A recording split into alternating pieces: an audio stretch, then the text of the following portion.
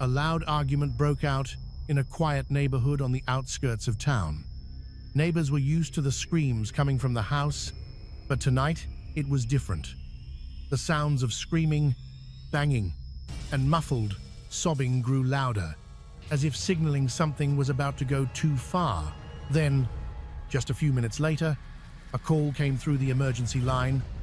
The voice on the other end was shaky and broken, as if the caller was in a state of confusion and despair. It was the beginning of one of the most controversial cases the town of Dubuque had ever seen.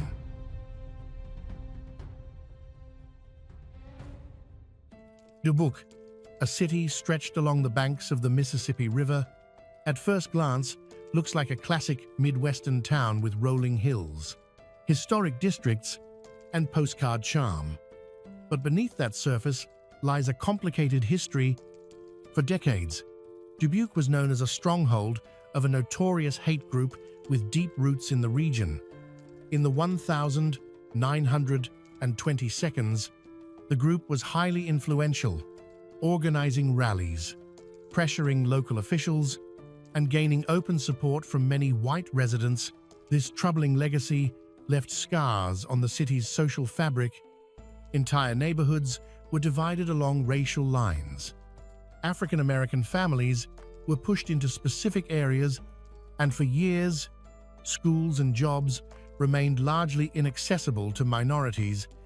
Even into the late 20th century, federal reports listed Dubuque as one of the least welcoming places in the country for Black Americans. During the 1982nd and 1992nd, tensions flared again. Threatening graffiti appeared, homes were targeted with arson, and city leaders were forced to roll out anti-discrimination programs. Still, even in the 21st century, hostility lingered.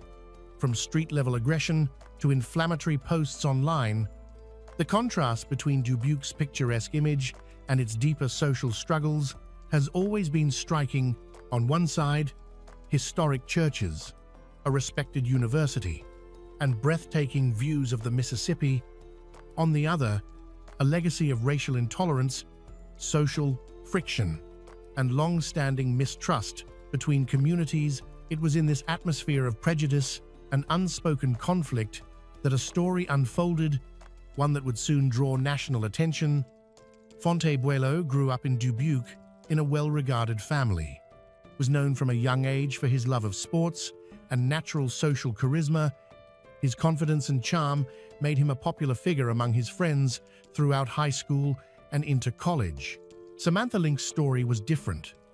Raised in a household that valued hard work, discipline, she turned to athletics early on, pushing herself to prove her strength and determination. In her teens, she was diagnosed with mental health conditions that required ongoing medical supervision and daily medication. While the treatments helped her maintain balance, they also caused mood swings, occasional irritability. She had also endured difficult past relationships marked by control and emotional pressure. That history left deep scars, a fear of losing control, a constant need for reassurance. Outwardly, though, Samantha appeared energetic, someone with clear goals and the willpower to chase them. They first met at a party hosted by their mutual friend Cassie. The night was filled with music and laughter, a seemingly ordinary gathering that turned into a pivotal moment. Fonte was in his element, cracking jokes, drawing people in with his charm. Samantha watched him with a mix of caution and curiosity. When they finally spoke, it quickly became clear they shared similar interests and values. It was obvious something was sparking between them. Within days, casual texts and evening walks blossomed into something more serious. Before long, they decided to move in together. Their friends were surprised at how quickly things escalated. It was as if they had skipped the getting-to-know-you stage entirely and jumped straight into a full-blown commitment. But under one roof, their differences became hard to ignore. Samantha craved stability and a calm home environment, where her emotional well-being was prioritized. Fonte, however, clung to his familiar lifestyle, late nights, parties, and constant outings with friends. What felt like neglect to her seemed completely normal to him. Initially, their differences seemed like complementary opposites, creating a fragile sense of balance. However, as time passed, their different needs created problems in the relationship. Their contrasting ideas about what a partnership meant slowly damaged their connection. To outsiders, they still looked like the picture-perfect couple. Fonte, the charismatic figure who drew attention everywhere he went, and Samantha, the quiet, grounding presence at his side. But those closer to them began to notice early red flags. Samantha grew increasingly uneasy about Fonte's openness with other women. He, in turn, brushed off her concerns with laughter, dismissing them as jealousy, which only deepened her distrust. On the surface, their relationship remained intact. They still talked about the future, stood by each other during difficult times, and tried to maintain closeness. But beneath that facade, tension was quietly building. For Samantha, being with Fonte meant a chance at stability, a reliable partner she could depend on. For him, it was more about excitement, attention, and connection. These mismatched intentions became increasingly obvious to those around them. The strain soon began to take its toll.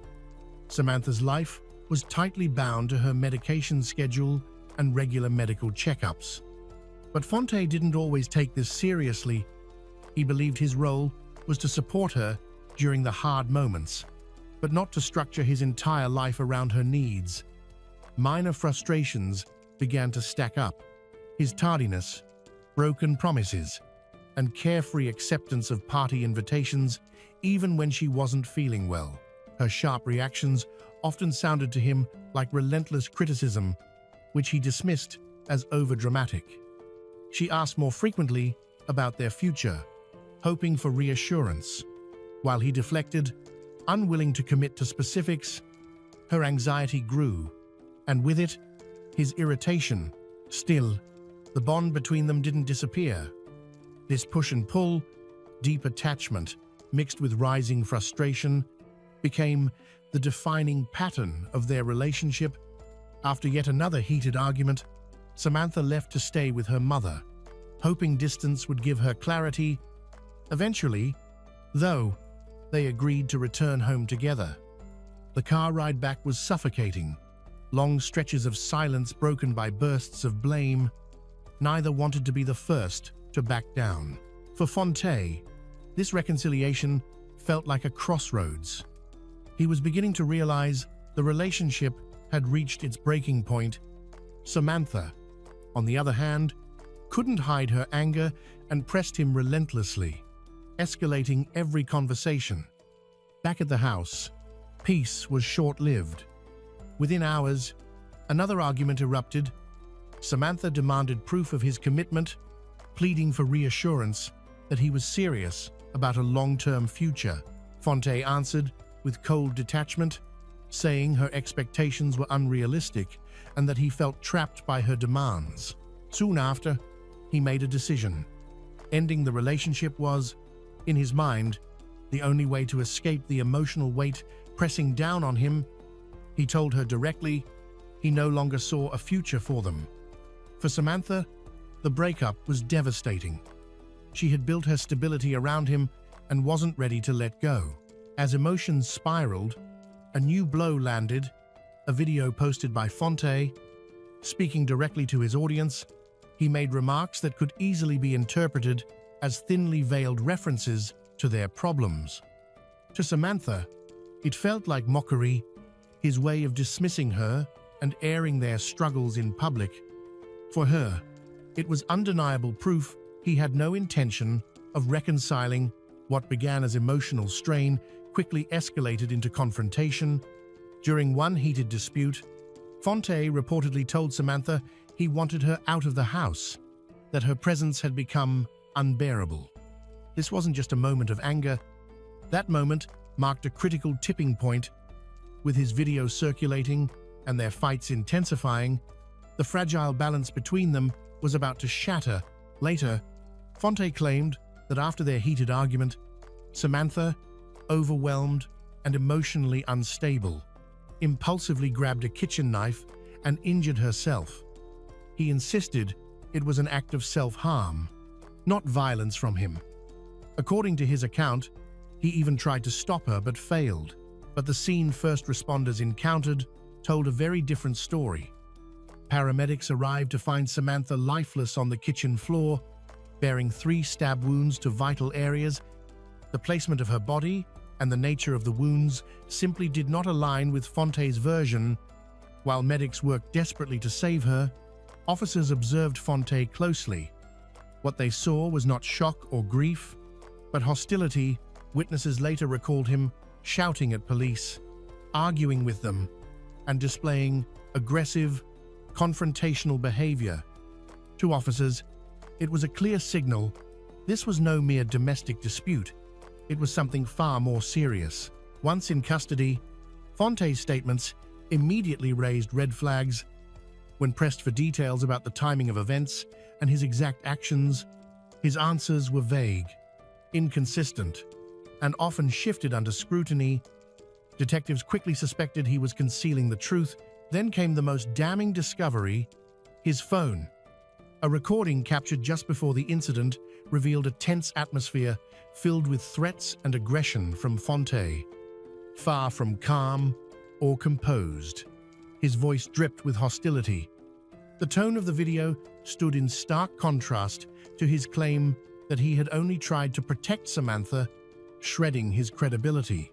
Text messages recovered from the device added another layer. They showed days of heated arguments, accusations, and emotional tension. The incident was clearly the culmination of ongoing turmoil.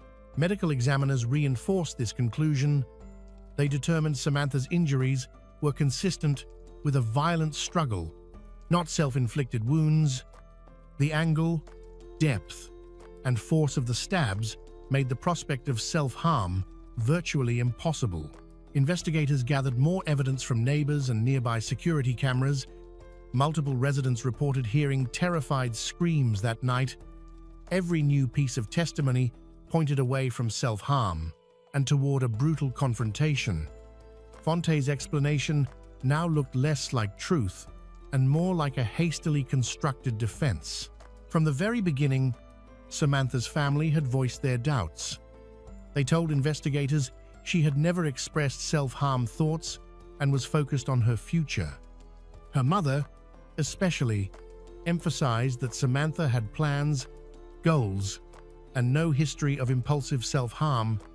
Their testimony directly contradicted Fonte's attempt to paint her as unstable. As the investigation deepened, public reaction intensified. Local media covered the story closely, and on social media, outrage spread rapidly. Many in the community saw Fonte's narrative as a desperate attempt to deflect blame. For Samantha's loved ones, it was not just about disproving his claims, it was about demanding justice. What began as a domestic dispute had now escalated into one of the most scrutinized criminal cases in the area. Each revelation fueled public anger and strengthened the resolve of Samantha's family, ensuring the case would not fade quietly but remain a test of truth, justice, and accountability. A series of meticulous forensic examinations were commissioned in an effort to clarify the circumstances of the tragedy. Medical specialists carefully assessed the wounds sustained by Samantha Link, noting striking details. The injuries varied in depth, direction, and force, suggesting multiple blows delivered during a struggle. Psychological evaluations added further weight to the findings. Records showed that Samantha had never been diagnosed with a serious mental disorder, nor was she under ongoing psychiatric observation. There was no documented history of instability that could support the claim she had acted in a sudden breakdown. These conclusions marked a turning point in the investigation. Combined with the digital evidence and testimony from friends and neighbors, they dismantled the defense's early narrative. The consensus among experts was unequivocal. The theory that Samantha harmed herself was implausible. For prosecutors, it was the foundation they needed to push the case toward trial with renewed confidence. When the trial of Fontainebleau commenced in Rockwell County, Texas, anticipation was high. Locals were unfamiliar with such a sensational case. The court was packed with onlookers, reporters, and local residents eager to witness the proceedings. The judge presided, a figure known for his rigid style and no-nonsense rulings. His choice to restrict discussion about Samantha's prior psychological consultations sparked immediate debate. By prohibiting references to her visits with mental health professionals, he effectively blocked the jury from hearing evidence that might have offered a fuller understanding of her emotional state. Many legal observers criticized the ruling as a limitation that tilted the balance of the case. In the courtroom, the prosecution leaned heavily on science. They highlighted bruises on Samantha's arms and shoulders, injuries that clearly pointed to restraint or physical conflict rather than voluntary harm. Crime scene photographs revealed a kitchen in disarray, with blood patterns that supported the scenario of a violent struggle. These details left jurors with a vivid image of the chaos that had unfolded. The defense countered with a familiar strategy, portraying Fonte as a man trapped in an escalating situation. They argued he had acted in self-defense after Samantha lashed out during an emotional outburst. Text messages were presented as evidence of her volatility. But those arguments were steadily eroded by witnesses who painted a different picture. Samantha's friends testified she was looking ahead, discussing a new job opportunity and planning an upcoming trip. Evidence that directly contradicted claims she was unstable or preparing to harm herself. The most dramatic moment came when prosecutors played an audio recording recovered from Fonte's phone. His voice could be heard, sharp and cutting. To the prosecution, this was the sound of frustration boiling over, a precursor to violence. The defense tried to minimize its significance, calling it a casual remark taken out of context. However, both the jury and the public seemed to interpret the recording as part of a larger pattern of tension and conflict. Meanwhile, Fonte's conduct on the stand left jurors uneasy. He stumbled over timelines, contradicted earlier statements, and often refused to give direct answers. Each inconsistency further damaged his credibility, reinforcing the prosecution's portrait of a man trying to obscure the truth rather than reveal it. As proceedings dragged on, the divide between prosecution and defense sharpened. One side presented a case built on consistency, expert testimony, and hard evidence. The other leaned on speculation and selective interpretation. But the most decisive battles took place behind closed doors.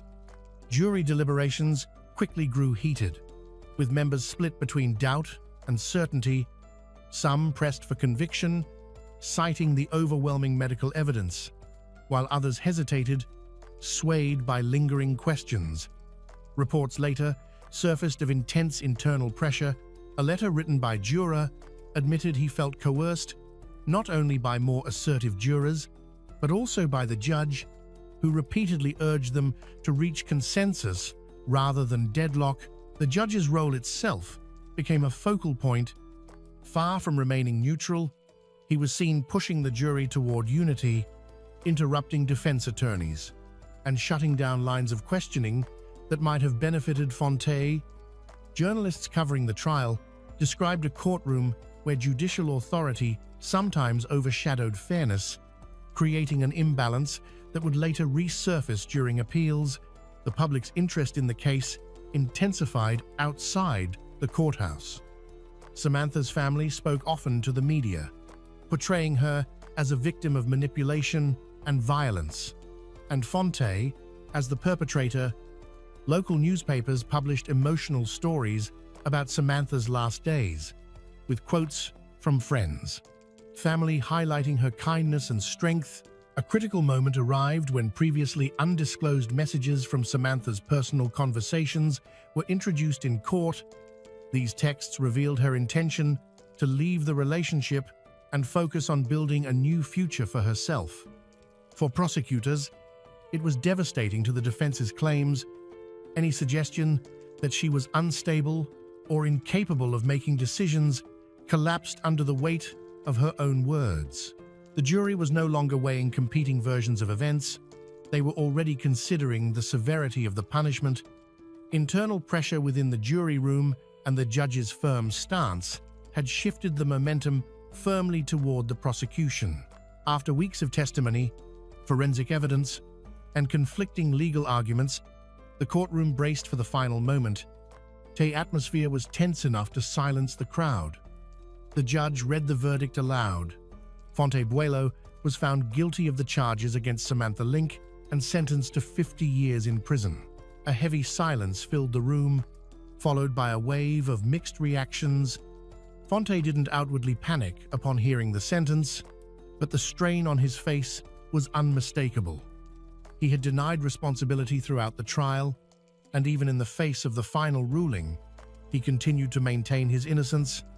His immediate response was to announce plans to appeal the decision, claiming that the evidence had been misinterpreted and that the full context of that night had not been fairly considered. Samantha's family was visibly relieved by the verdict. They felt justice had been served, though they still grieved an irreplaceable loss. Family members in the courtroom cried openly, thanked the prosecutors and the court, expressing that the verdict brought them a long-awaited sense of closure. Public reaction, however, was far more divided. Many believed the sentence was just and reflected the strength of the evidence presented. Others questioned the fairness of the trial, arguing that media pressure and courtroom imbalances had stacked the odds against Fontaine from the beginning. His supporters pointed to specific grievances, such as the controversial removal of a juror and restrictions imposed on defense, claiming the process was tainted and should have been declared a mistrial. In the weeks following sentencing, the community itself split into camps. Some viewed Fontaine as a manipulative offender who had finally been held accountable. Others saw him as a man condemned by a system, eager for a conviction. Advocacy groups began forming, calling for a review of the case, while counter voices argued that the evidence was overwhelming and that reopening the matter would only prolong the suffering of Samantha's family. Rather than closing the book, the verdict ignited a fresh round of debate. To his critics, Fontaine embodied cold-blooded violence. To his supporters, he was another casualty of a flawed judicial system. His attorneys moved quickly, filing notices of appeal and alleging serious procedural missteps. They argued that video footage used in court had been stripped of context, twisting casual remarks into sinister threats. They also claimed investigators had targeted Fontaine as the prime suspect from the beginning, refusing to explore other possibilities. The appeals court agreed to review the case, but the process promised to be long and arduous. Meanwhile, Fontaine remained behind bars, his supporters organizing rallies and online campaigns in his name. To some, it was a fight for justice. To others, it was nothing more than a desperate attempt to rewrite a verdict that had already been decided. As preparations for the appeal advanced, the defense team brought in independent experts to bolster their version of events. Forensic psychologists and criminal investigators were introduced, some of whom argued that, under extreme emotional distress, the wounds on Samantha's body could be interpreted as self-inflicted. Another specialist pointed out that there were no direct eyewitnesses to the fatal altercation, suggesting the jury had relied heavily on circumstantial evidence. The prosecution quickly countered with its own battery of experts.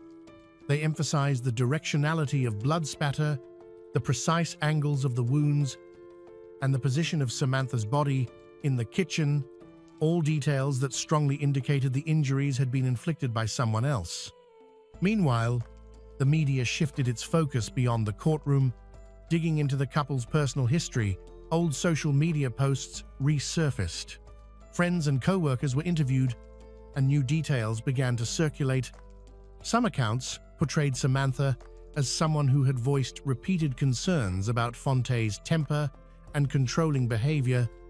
Others painted a different picture, describing her as impulsive and occasionally volatile during moments of stress.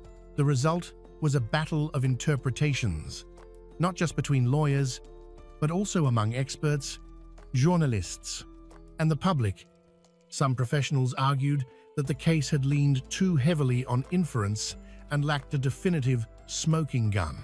Others maintained that the convergence of evidence, from forensic findings to text messages, made the guilty verdict both justified and necessary.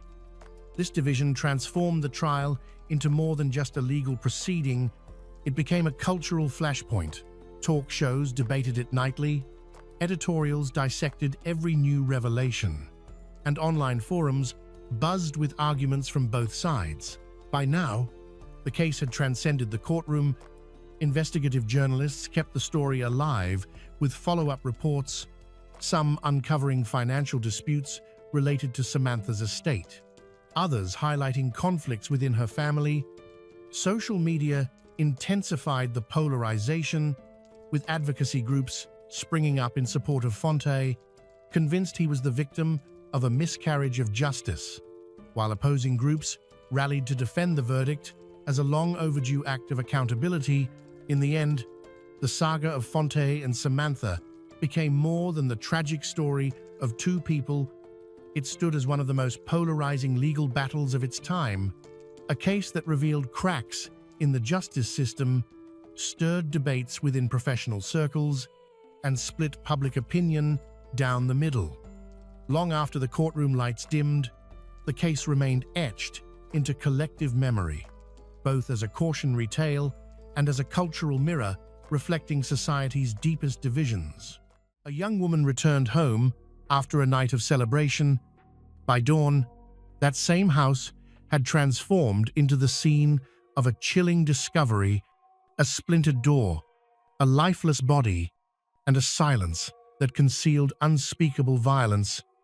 What unfolded within those walls in the early hours of August 16, 2024, would soon be remembered as one of the most harrowing crimes in recent years in Jocotenango.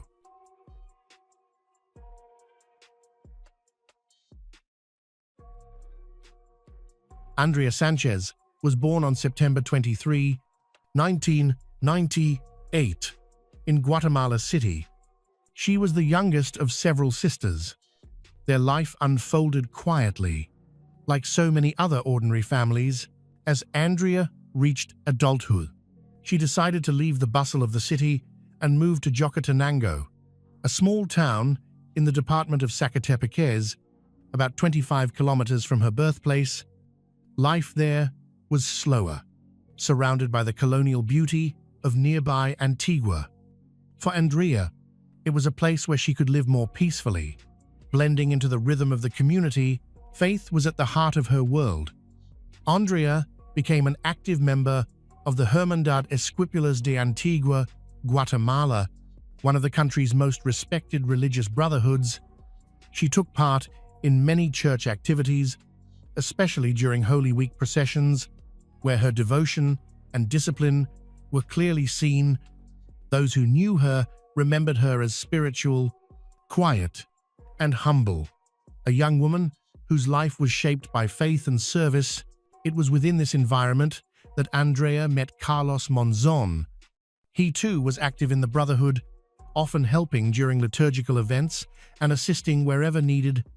His devotion earned him respect among fellow members. At first, he appeared to be a man of strong character, steady faith. What started as a simple connection through shared religious commitments gradually grew into something deeper. Their friendship strengthened, and over time, it blossomed into a romantic relationship. Before long, whispers began spreading in their circle. It was clear Andrea and Carlos were more than just acquaintances. To outsiders, They seemed like the perfect couple. Social media only reinforced this impression.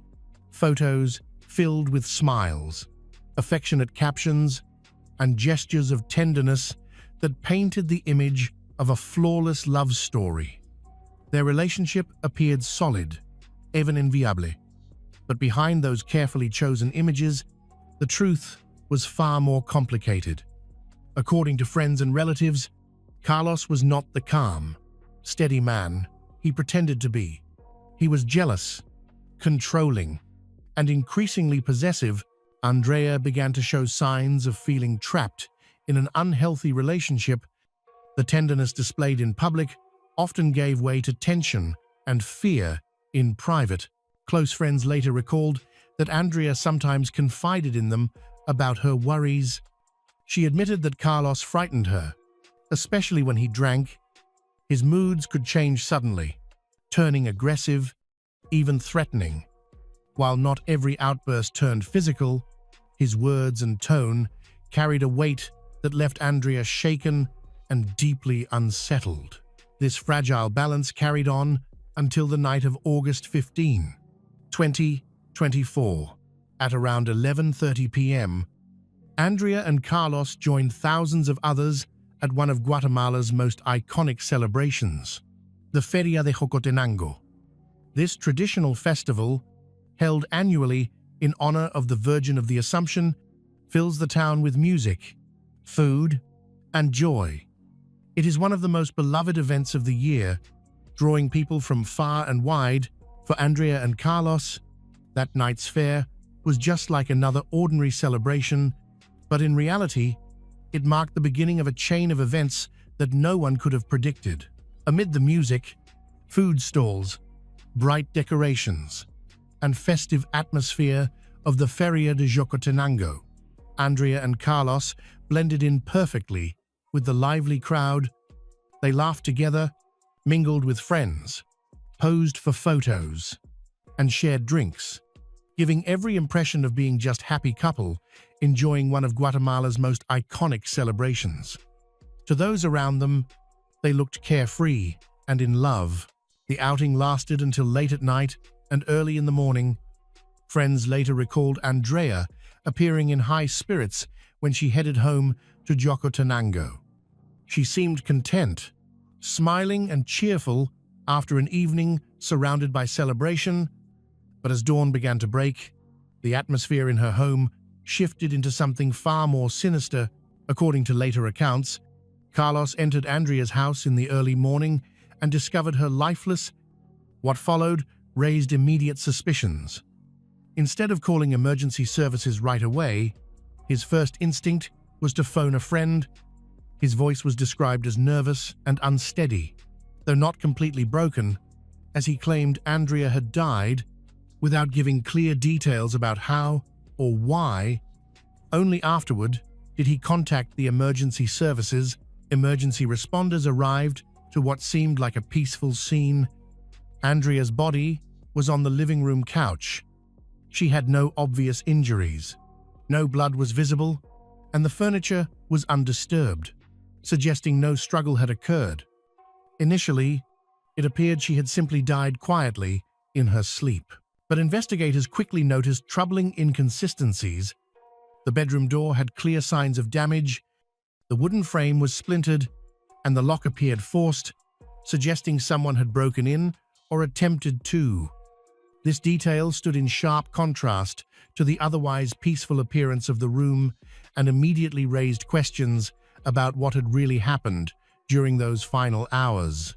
By August 16, 2024, word of Andrea's death spread quickly through Jocotenango and surrounding communities. Neighbors were left shocked and unsettled. Andrea was remembered as a gentle, devout young woman, known for her involvement in her religious brotherhood and her respectful demeanor.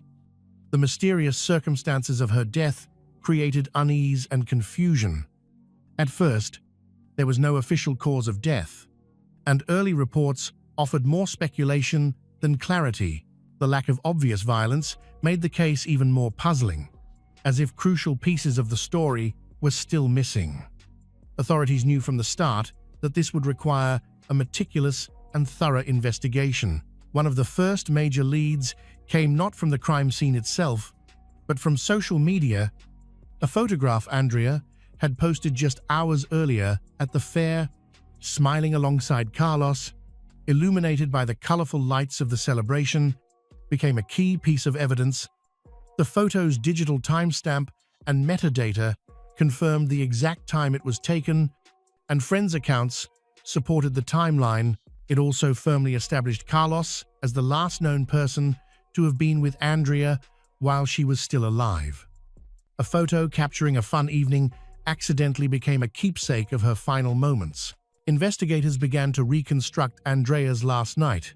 Step by step, security cameras in Jocatenango provided critical footage that contradicted Carlos's version of events. At 2:44 a.m., cameras captured Andrea and Carlos walking together toward her house. By 4:00 a.m., Carlos was seen leaving alone. Just 20 minutes later, he returned briefly, only to leave again at 4:54 a.m. on a motorcycle. Most notably, at 6:47 a.m., cameras showed him re-entering Andrea's home, this time wearing different clothes. Shortly afterward, he made the emergency call, reporting her death. The timeline suggested that Andrea was attacked between 2:44 a.m. and 4:00 a.m. Shortly after arriving home, forensic analysis indicated that her body had been moved from the bedroom to the couch, likely in an attempt to stage the scene and downplay signs of violence. The damaged doorframe, combined with the suspicious sequence of Carlos's movements, made investigators increasingly confident that this was no accident or break-in, but an intentional act carried out. For investigators, the reconstructed timeline left little doubt.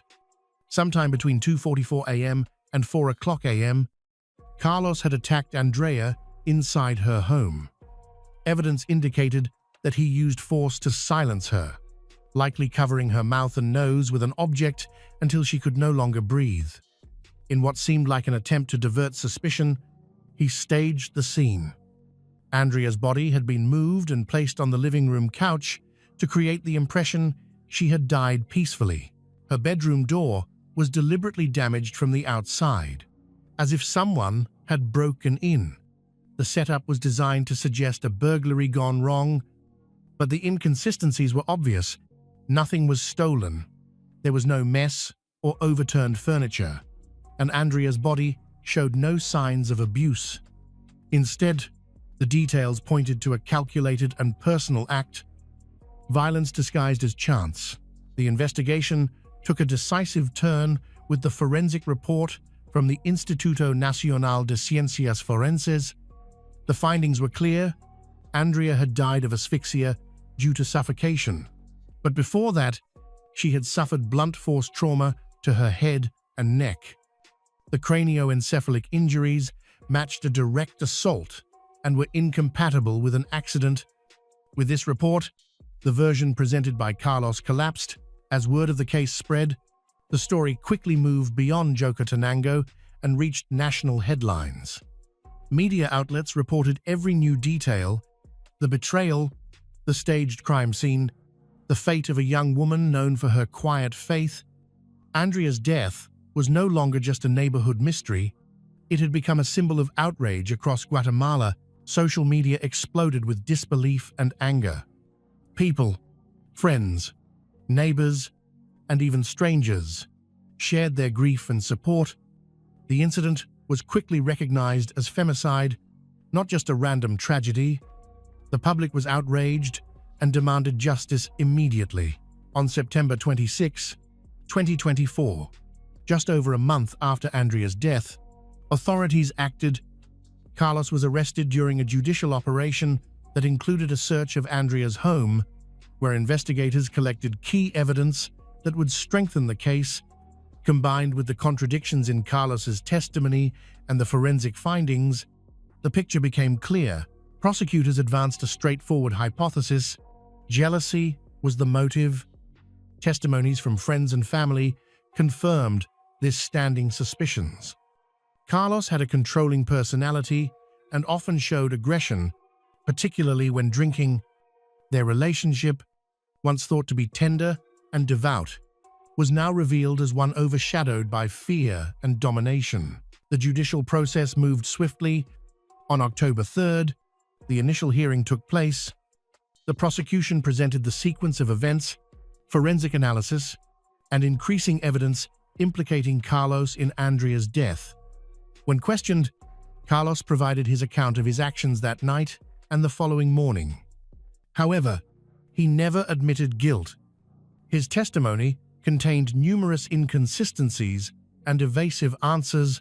He tried to explain why he was at and returned to Andrea's home, but avoided directly answering key questions. This lack of clarity strengthened the suspicions against him. At the hearing's conclusion, the court formally charged Carlos with femicide and ordered him to be held in custody pending trial. In the courtroom, Andrea's sisters endured hours of agonizing testimony and evidence. They were heartbroken, confronting the man accused of murdering their youngest sister. Their grief was immense, mixed with fierce anger. During the hearing, one sister revealed a shocking detail. Carlos, the killer, had not only attended Andrea's funeral, but had also helped carry her coffin. He calmly bore the weight of the casket during the burial, walking alongside grieving family members to the cemetery.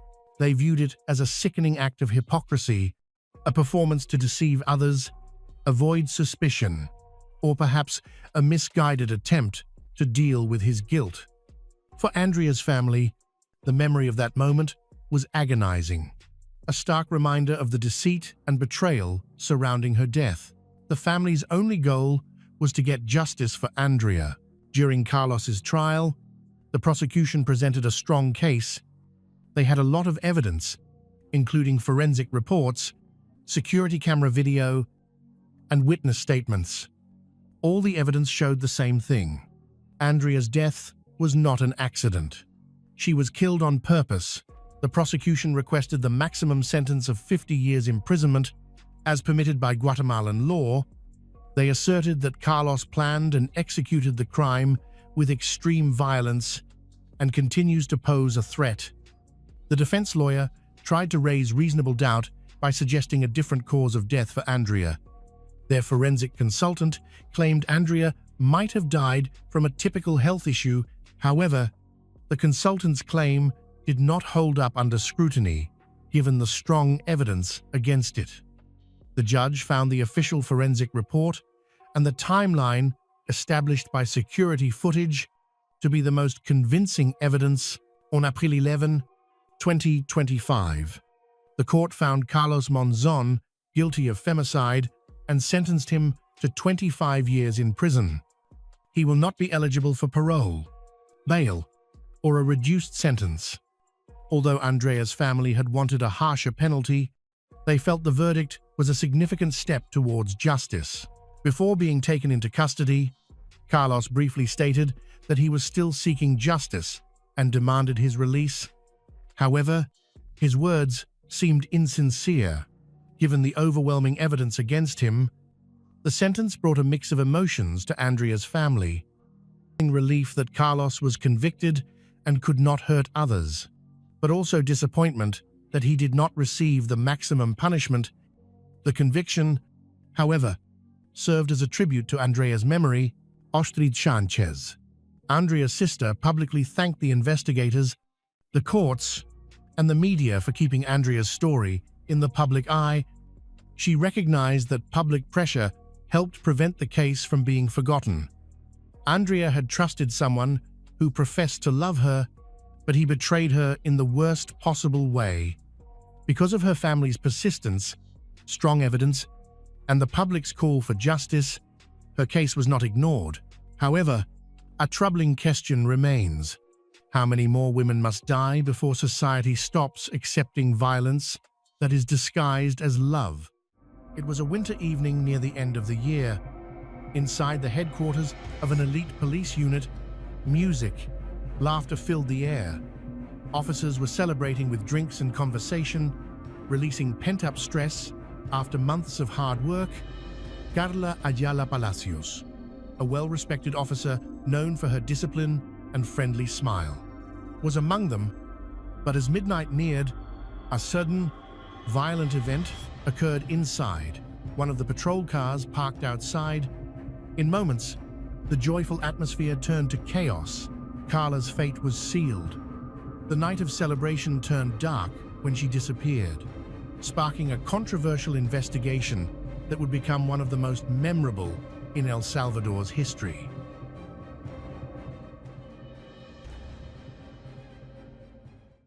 Carla Ayala Palacios was born around 1977 in El Salvador.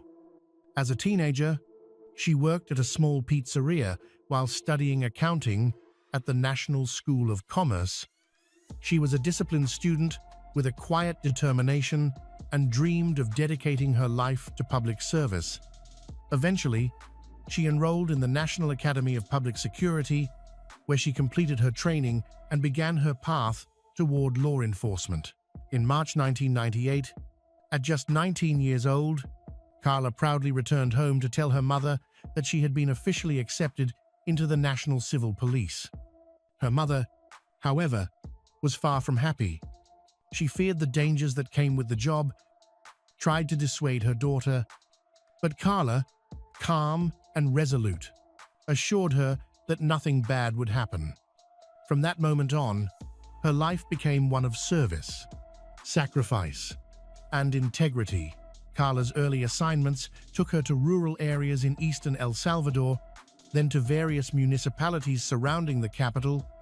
Later, she worked in a historically significant town before being transferred to a busy district on the outskirts of San Salvador. There, she joined the Internal Affairs Unit, a division that demanded professionalism, discretion, and moral strength. Over nearly 2 decades of service, Carla earned the respect of colleagues and superiors alike. She was known for her discipline, her sense of duty, her quiet but commanding presence. Outside of work, Carla was deeply devoted to her family. Her loved ones described her as cheerful, responsible, and resilient, a woman who smiled easily but stood firm in her convictions. By 2017, she lived with her long-term partner, Lucio, also a police officer with more than 20 years of experience, along with their 2 teenage children and her mother. Life was not always easy, but Carla managed to balance it all. Before heading to work each morning, she would wake early to sell sandwiches, pastries, and coffee, earning a few extra dollars to support her family and spoil her kids. On the morning of December 28, 2017, Carla left her home around 4:30 a.m., carrying her usual tray of snacks and drinks. She expected to return with around $30 in profit, just as she had many times before. But that morning would be the last time her family ever saw her alive. Later that afternoon, Carla called Lucio to tell him she would attend a New Year's gathering organized by the Elite Police Reaction Group, an event meant for members and their families. She explained that she was invited to attend by her colleague Jenny. The party began in the early evening. According to the entry log, Carla and Jenny arrived together around 6:30 p.m. The atmosphere was festive: music, raffles, laughter, and plenty of alcohol, though drinking was strictly forbidden during official functions. Witnesses later said that Carla and Jenny appeared relaxed, happy, mingling with other officers as the night went on. By around 11 o'clock p.m., Jenny offered Carla a place to stay for the night, but Carla politely declined, saying she preferred to sleep in her own bed. At 11:18 p.m., she called Lucio one last time, telling him she would be driven home in a police vehicle once the celebration ended. Her voice was calm, steady, no hint of fear or worry. No one could have guessed that this would be the last time Lucio would ever hear from her. A few minutes later, Carla climbed into a patrol truck. Jenny noticed who was inside. Ovidio Antonio Pacheco Morales was at the wheel. Wilfredo Deras Hernandez sat in the passenger seat, and Juan Josue Castillo Arevalo occupied the back seat beside Carla. Juan, the son of a retired officer, was known as a disciplined yet unpredictable man. He was quiet, intense, and sometimes volatile. Before joining the elite reaction group, he had served as a regular officer in the National Civil Police. Not long after Carla left, Jenny received a message from her at 11:26 p.m. Carla asked if Jenny had forgotten something at the party. Jenny immediately replied, but Carla never answered again. That simple exchange would become the last trace of her alive. Growing uneasy, Jenny tried calling and texting throughout the night. 8 attempts in total, but none went through. Meanwhile, back home, Lucio began to worry. Hours passed with no word from his wife. Carla was never the type to ignore messages, and deep down, Lucio felt something was wrong. His instincts were right. At some point during the ride, everything changed. According to later testimonies, after receiving a phone call, Juan suddenly drew his weapon and fired inside the truck. Hitting Carla, the deafening gunshot shattered the silence. Shocking the 2 other officers, there had been no argument, no scream, only that single, deadly shot. When they demanded to know what had happened, Juan reportedly muttered coldly that she brought it on herself.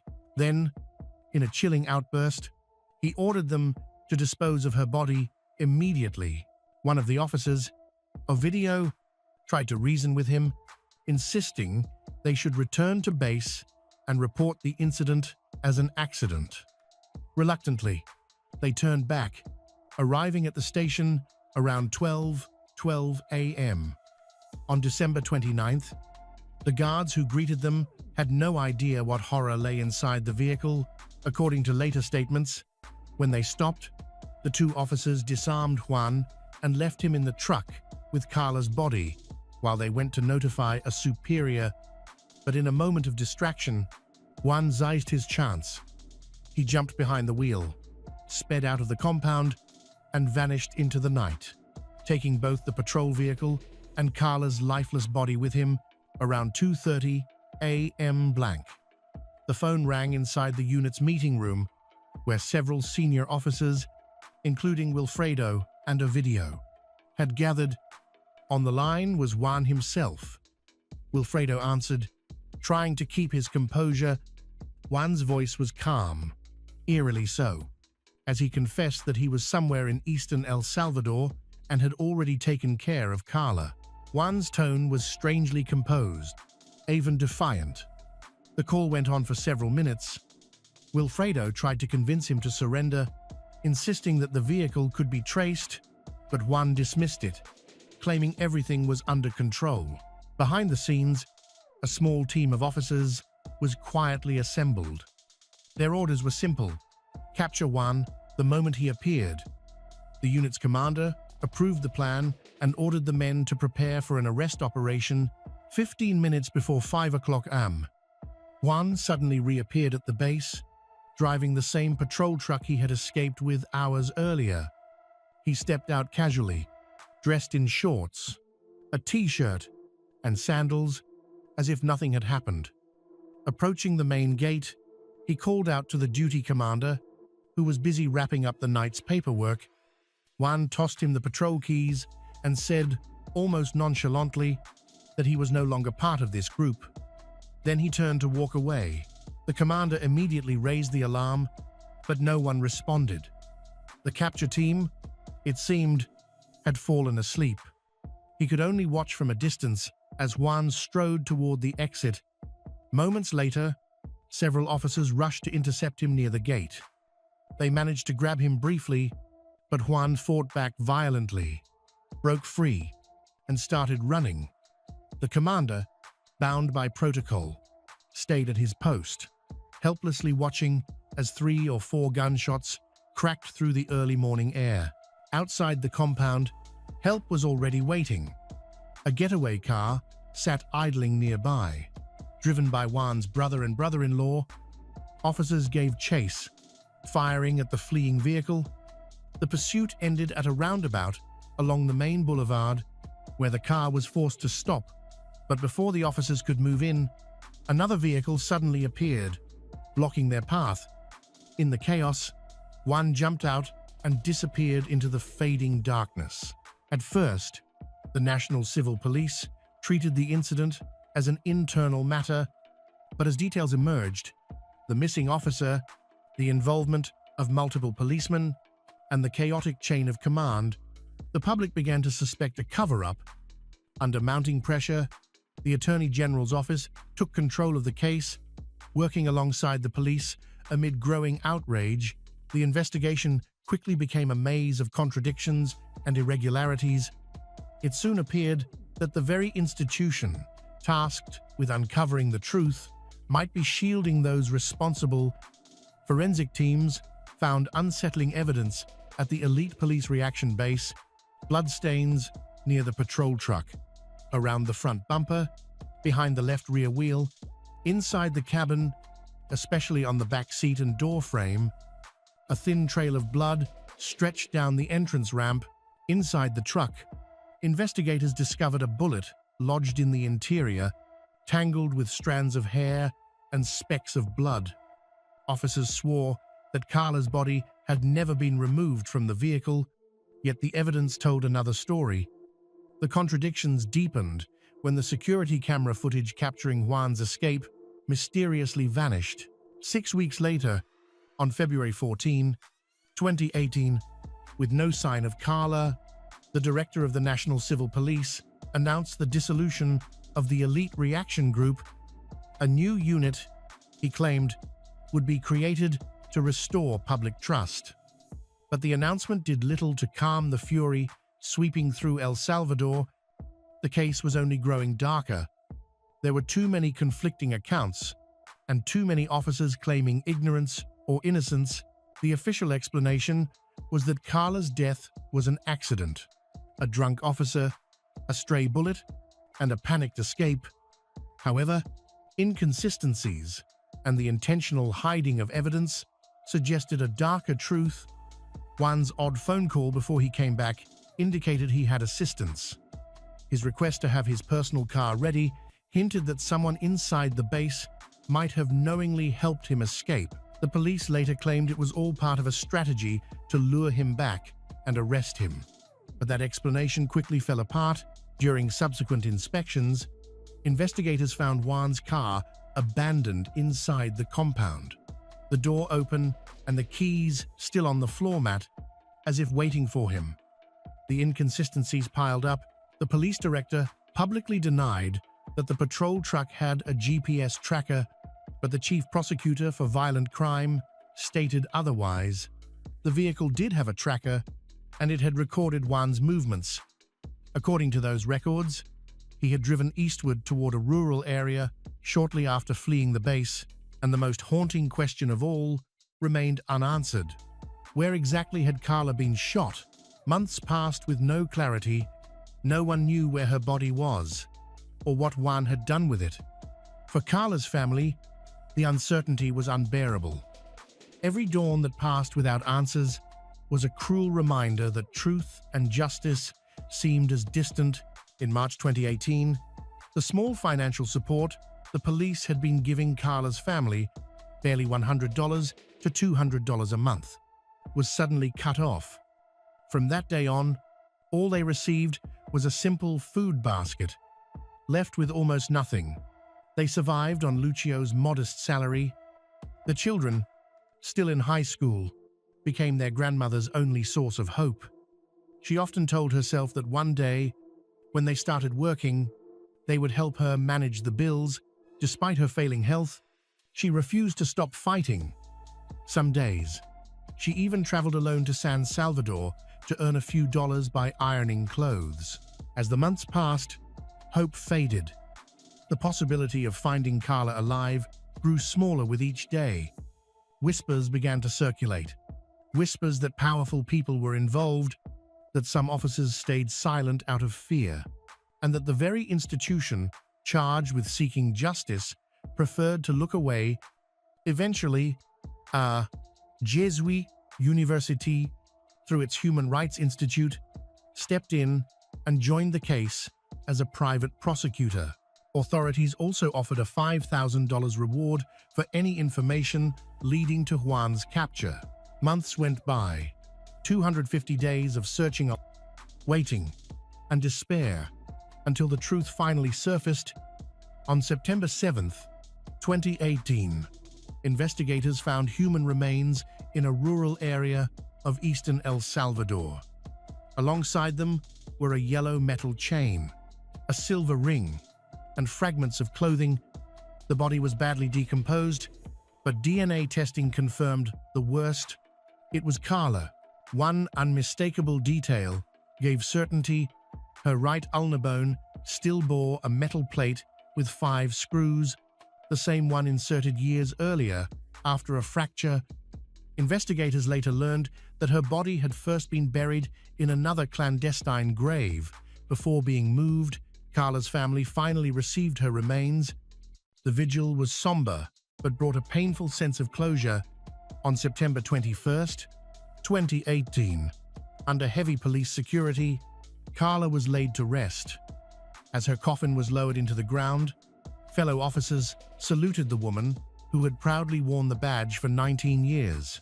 But even after her burial, the case remained increasingly mysterious.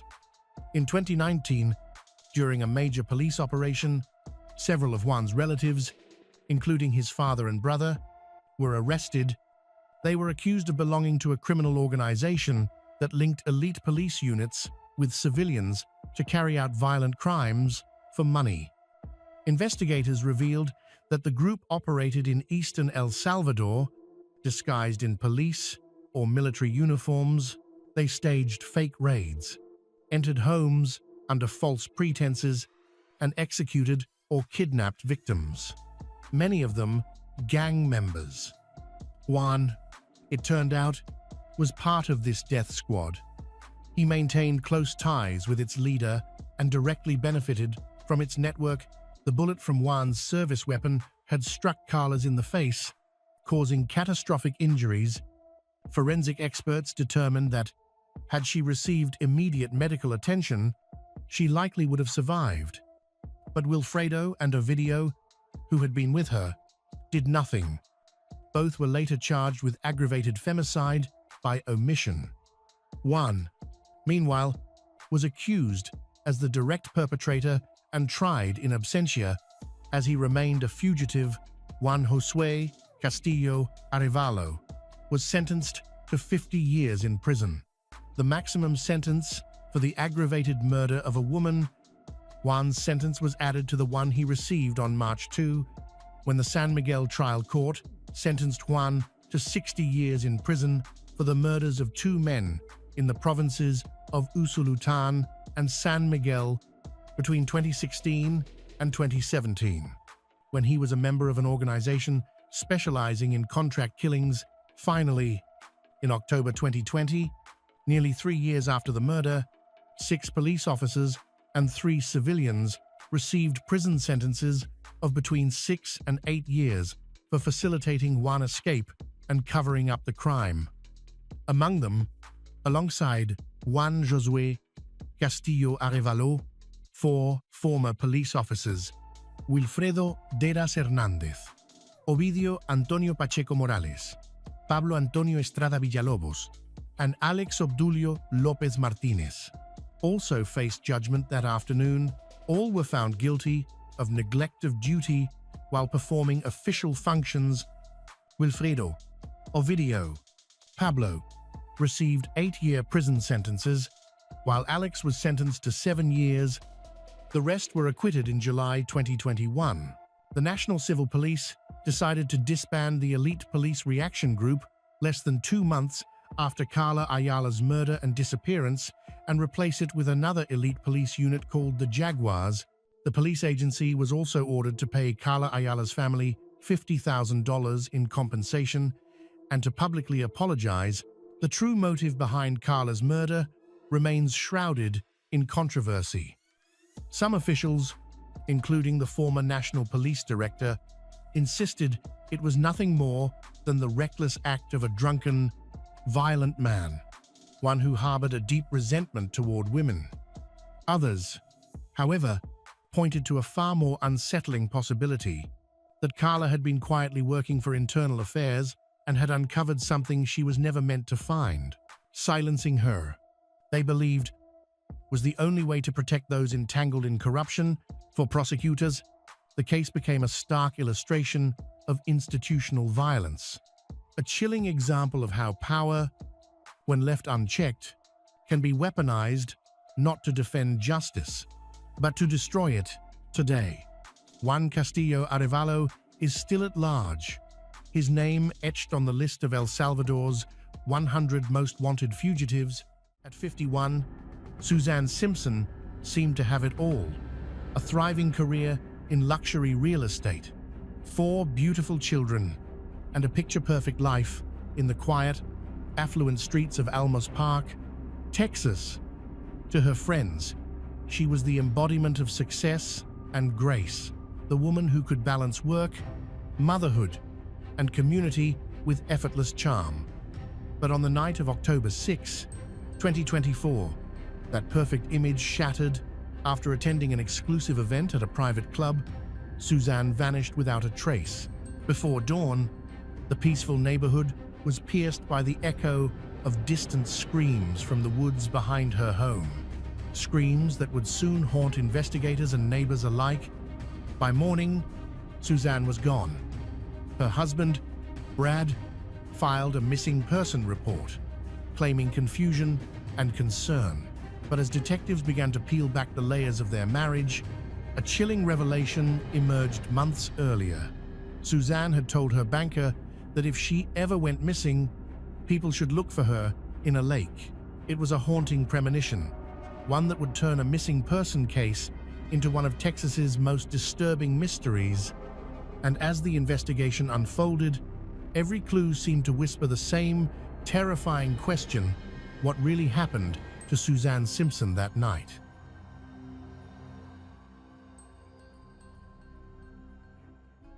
Suzanne Simpson graduated from the University of Texas at Austin in 1995 with a degree in communications. She worked for 6 years at Dell Computers before moving into real estate, a career she has enjoyed for over 13 years at Nix Realty. Colleagues say Suzanne has a deep understanding of the San Antonio real estate market and is dedicated to her clients. Whether it's the middle of the night or on a holiday, Marnie Simpson, Suzanne's sister-in-law and co-owner of Nix's Realty, said Suzanne was always upbeat, sincere, and kind. She was open, approachable, and never pretended to be something she wasn't. Suzanne is also an avid runner, having completed 22 marathons and even qualified for the Boston Marathon. She ran about 8 miles daily and valued her fitness and discipline, but above all, she was a devoted mother to her 4 children, aged 20, 18, 15, and 5. Friends described Suzanne as a hands-on mother who organized everything from kindergarten playdates to high school sports games. Her eldest daughter, Chandler, was studying fashion design in Paris and New York. At 51, Suzanne seemed to be living the ideal life with 4 children and was beloved by the community. But on October 6, 2024, after attending an exclusive event at a private club, she vanished without a trace. Suzanne and her husband, Brad Simpson, had been married for 22 years. They lived in an early 1990s bungalow in Alamos Park, an upscale, close-knit neighborhood with a reputation for safety and community vigilance. Brad, 53, stands 6 feet 3 inches tall and works as a licensed real estate agent and investor in real estate and construction projects throughout Central Texas. A graduate of Olmos Heights High School and the University of Texas at Austin in 1994, he had been associated with over a dozen Texas-based companies, though most eventually failed. Brad previously worked at Cotter & Sons, a real estate firm, from 2002 to 2012, and partnered with the owner's son, James Cotter, on several business projects, but Brad's financial situation was rocky. Between 2019 and 2020, American Express sued him twice for more than $25,000 in unpaid debt. He had also been involved in multiple legal battles, including one against Cotter and Sons, that reached the Texas Supreme Court. Acquaintances described Brad as confident but controlling and intensely jealous. One friend told investigators that Brad tracked Suzanne's phone and monitored her whereabouts. 2 months before she disappeared, in August 2024, Suzanne confided in her Frostbank personal banker, Gabriela Speicher, that Brad had been physically abusive. She said he frequently took away her phone, later claiming to their children that she had lost it. During that same conversation, Suzanne made a haunting statement: if she ever went missing, they should look for her in a lake. Despite these warning signs, there were no police reports or protective orders. The abuse went unreported and hidden behind the walls of their Olmos Park home.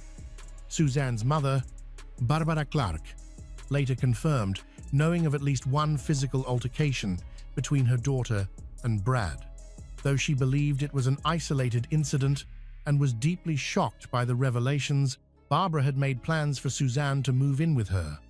Suzanne's youngest child would attend school in Barbara's neighborhood, but that plan never came to fruition, as Suzanne disappeared the night she called to say Brad had hurt her again. On that Sunday evening, Suzanne wore a short, dark dress, thumb heels, and had her sandy blonde hair partially tied back. Around 8 p.m., she and Brad took their 5-year-old daughter to a party at the Argyle, a private club in Olmos Heights that had been around for 170 years. Several people reported seeing the couple arguing, then fighting.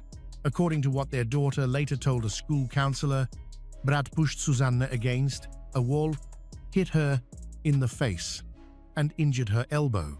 Suzanne and her daughter left the party around 8:30 p.m. Between 8:40 a.m. and 8:51 p.m., surveillance footage showed them shopping at an H-E-B grocery store. At 9:15 p.m., Suzanne called a family friend to say she was coming over. 1 minute later, two things happened simultaneously. Suzanne called her mother, Barbara, saying Brad had assaulted her and that she was in pain. At the same time, Brad accessed their AT&T account and suspended Suzanne's phone service. At 9:25 p.m., surveillance confirmed Suzanne arrived at her friend's home in Olmos Heights. But by 10:22 p.m., data from the Find My app showed her phone had returned to the home she and Brad shared, and that was its last known location. Between 10 and 11 p.m., a neighbor across the street heard an argument outside his window. When he looked out, he saw Brad and Suzanne fighting in the front yard. Suzanne was trying to escape, while Brad tried to pull her down. She finally broke free and ran toward the wooded area east of the house. With Brad chasing her, the neighbor went inside to get a flashlight, then heard 2 or 3 screams coming from the wooded area. Those were the last sounds anyone ever heard from Suzanne. Around midnight, the neighbor heard Brad's black 2019 GMC Sierra truck start and leave the house. 1 or 2 hours later, the truck returned.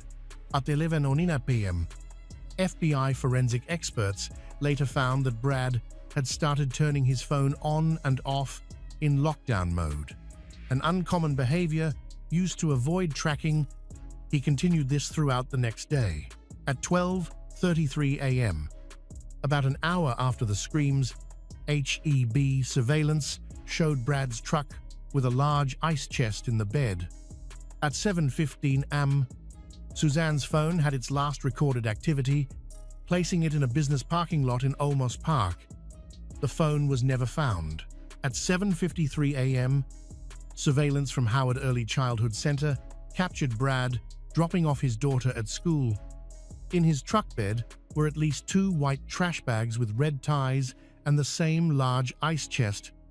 At 9:12 am, Whataburger drive-through footage in Kendall County showed his truck loaded with 3 white trash bags, a heavy-duty trash bin, an ice chest, and a large, bulky object wrapped in blue tarpaulin weighed down with a metal firewood rack.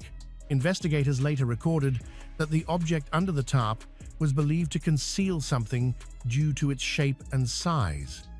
The arrest affidavit noted that this was consistent with how criminals often conceal or transport victims to avoid detection. At 9:53 a.m., Brad's phone location showed him at a Home Depot in Boerne, Texas. Surveillance video captured him buying 2 bags of quick-set cement, an orange bucket with a lid, a box of heavy-duty trash bags, a bottle of disinfectant spray, and insect repellent. He paid in cash, which was unusual for him. In the parking lot, he asked an unidentified man for directions to the nearest dump in Boerne. After leaving, Brad put his phone back in lockdown mode, cycling it on and off between 10 and 11 o'clock a.m. Location data placed his truck near the Kendall County Solid Waste Facility. A few minutes later, Brad stopped at a petrol station in Boerne, where he bought fuel and 2 one-gallon jugs of water. The 3 white rubbish bags that had been in the truck bed were gone. Still visible were the blue tarpaulin, firewood rack, rubbish bin, and ice chest. Brad had also changed his shoes, switching from sandals to dark cowboy boots. Location data then showed him driving west toward Bandera in Medina County, where he stayed for about 13 minutes. His phone continued cycling on and off. At 1:41 p.m., a number plate reader captured his truck returning to Boerne. The blue tarpaulin was no longer visible, and the firewood rack had been moved. Around 3 o'clock p.m., the school called Brad to report that his 5-year-old daughter had not been picked up, something her mother, Susanne, did every day. At 3:27 p.m., surveillance footage showed Brad collecting his daughter. At that point, only the ice chest and heavy-duty rubbish bin remained in the truck. The firewood rack was gone. At 4:07 p.m., Brad went to the bubble bath car wash on San Pedro. Cameras recorded him cleaning the driver's front area and the rear left passenger side of the vehicle. Later, police found dried cement splashes inside the rear passenger area, and in the truck bed, only the ice chest remained. Everything else had been removed. Brad never reported Suzanne missing. The entire day passed without him contacting police, even though she had failed to pick up their daughter. At 9:57 p.m. on October 7, nearly 24 hours since Suzanne was last heard from, a concerned friend called Brad. When she learned he hadn't contacted authorities, she told him she would file the missing persons report herself. 14 minutes later, Brad left a voicemail for Olmos Park Police Chief Fidel Villegas. He said that he had not seen his wife since 11 o'clock p.m. the night before, and that she had lost her phone at HEB. However, phone records showed her device was at home at 10:22 p.m., and Brad had suspended her service personally. Brad failed to attend a scheduled follow-up interview with police and moved to his ranch in Bandera County. He appeared to be distancing himself from his family. At 4:35 p.m., he texted James Cotter to ask if Cotter was in Bandera and if Cotter could come to his house quickly, explaining that he didn't have much time. Cotter replied that he would arrive in 40 minutes. Brad then told him to make sure he left everything at the pump, especially the gun. Then, at 8:31 p.m., Cotter texted Brad, telling him to come and promising not to tell anyone, adding that Brad was like a brother to him. On October 8, Brad created 2 notes on his phone titled "This Next Life" and "Last Will and Testament." In them, he apologized for physically assaulting Suzanne in August 2023 and again on October 6, 2024. He also called his brother Barton to apologize for the trouble he had caused. At 1:30 a.m., police arrested Brad on Interstate 10 East in Kendall County. He was charged with assault, family violence, and unlawful restraint. He had cuts and bruises on his arms and hands.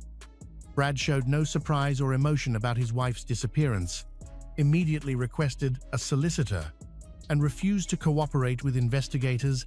A search of the Simpson home revealed a new indentation on the wall at the bottom of the stairway, matching the couple's daughter's account that Brad had pushed Suzanne there. Police found one bag of cement, even though Brad had purchased two, along with the heavy-duty rubbish bin, metal firewood rack, and a box of black rubbish bags. Only 28 of the 32 remained. The housekeeper confirmed that the family normally used white rubbish bags with red handles, the same kind seen in Brad's truck.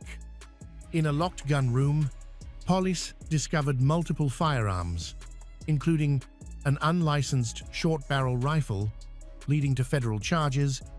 On October 9, Texas Rangers found a burn site on the family's Bandera County ranch where a laptop and several phones, 3 belonging to Brad, had been destroyed by fire.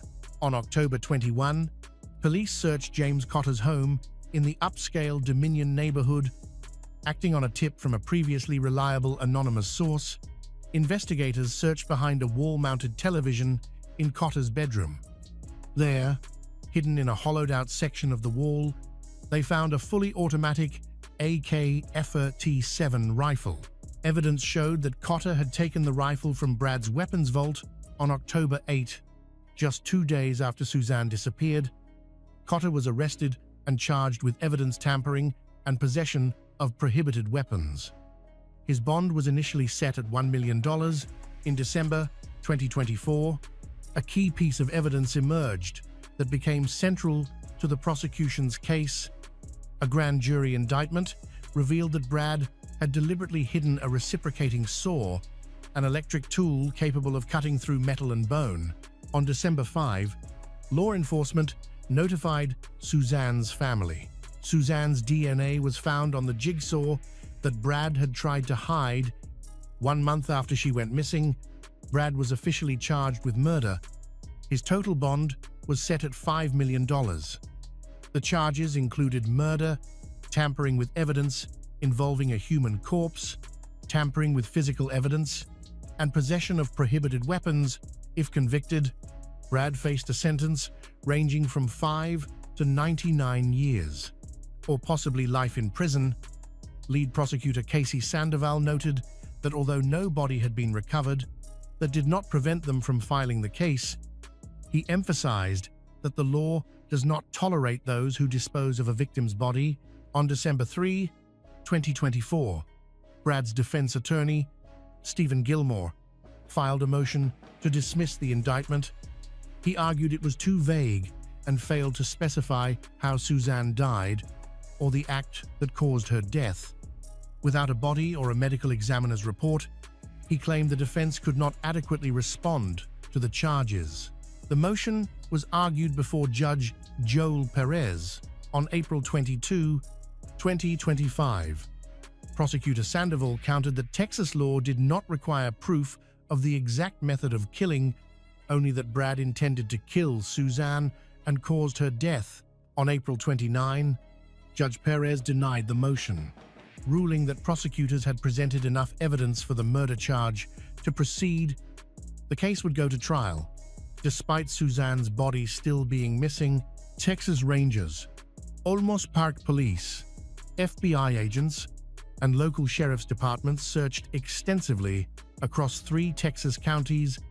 They focused on wooded areas where neighbors had reported hearing screams, parts of Interstate 10 near where Brad was arrested, and Brad's ranch in Bandera County. By October 2025, a year later, Suzanne Simpson's body had still not been found. Texas DPS spokesperson Dion Cockrell stated that searches would continue for as long as necessary, noting that remains are sometimes discovered even years later. On November 5, 2024, Brad and Suzanne's 20-year-old daughter, Chandler, posted a viral statement on Instagram. She said that her father had taken her mother's life in a state of rage and control, She added that women in Olmos Heights had been told to keep quiet and that it was time to speak for her mother. Statements from Chandler and her siblings contradicted Brad's account, helping police secure the search warrant that led to the discovery behind Cotter's wall on September 22, 2025. Judge Perez confirmed that both sides had received sufficient evidence to move forward. The case materials included 5 to 6 terabytes of data, surveillance video, phone records, and forensic reports. Brad remained in the Bexar County Jail under administrative segregation, confined to his cell for 23 hours each day. Pre-trial hearings were scheduled for January 20, 2026, with the trial set to begin on February 13, 2026. The prosecution's evidence included the neighbor's eyewitness account of screams and struggle, Suzanne's DNA on the saw, video tracking Brad's movements with wrapped objects, receipts for cement and trash bags, burned electronics, the secret AK-47, and Brad's written admissions of past assaults. Investigators believe that, based on the timeline and available evidence, Brad attacked Suzanne soon after she returned home that night. Sometime between 10 and 11 o'clock p.m., a neighbor reported seeing a physical struggle in the front yard before Suzanne managed to escape and run toward the woods, with Brad chasing after her. The screams that followed were the last sounds anyone heard from Suzanne. Investigators think Brad killed her in or near the woods, most likely by strangulation, and then brought her body back home. The next morning, a neighbor saw a large, bulky object wrapped in blue tarpaulin in Brad's truck.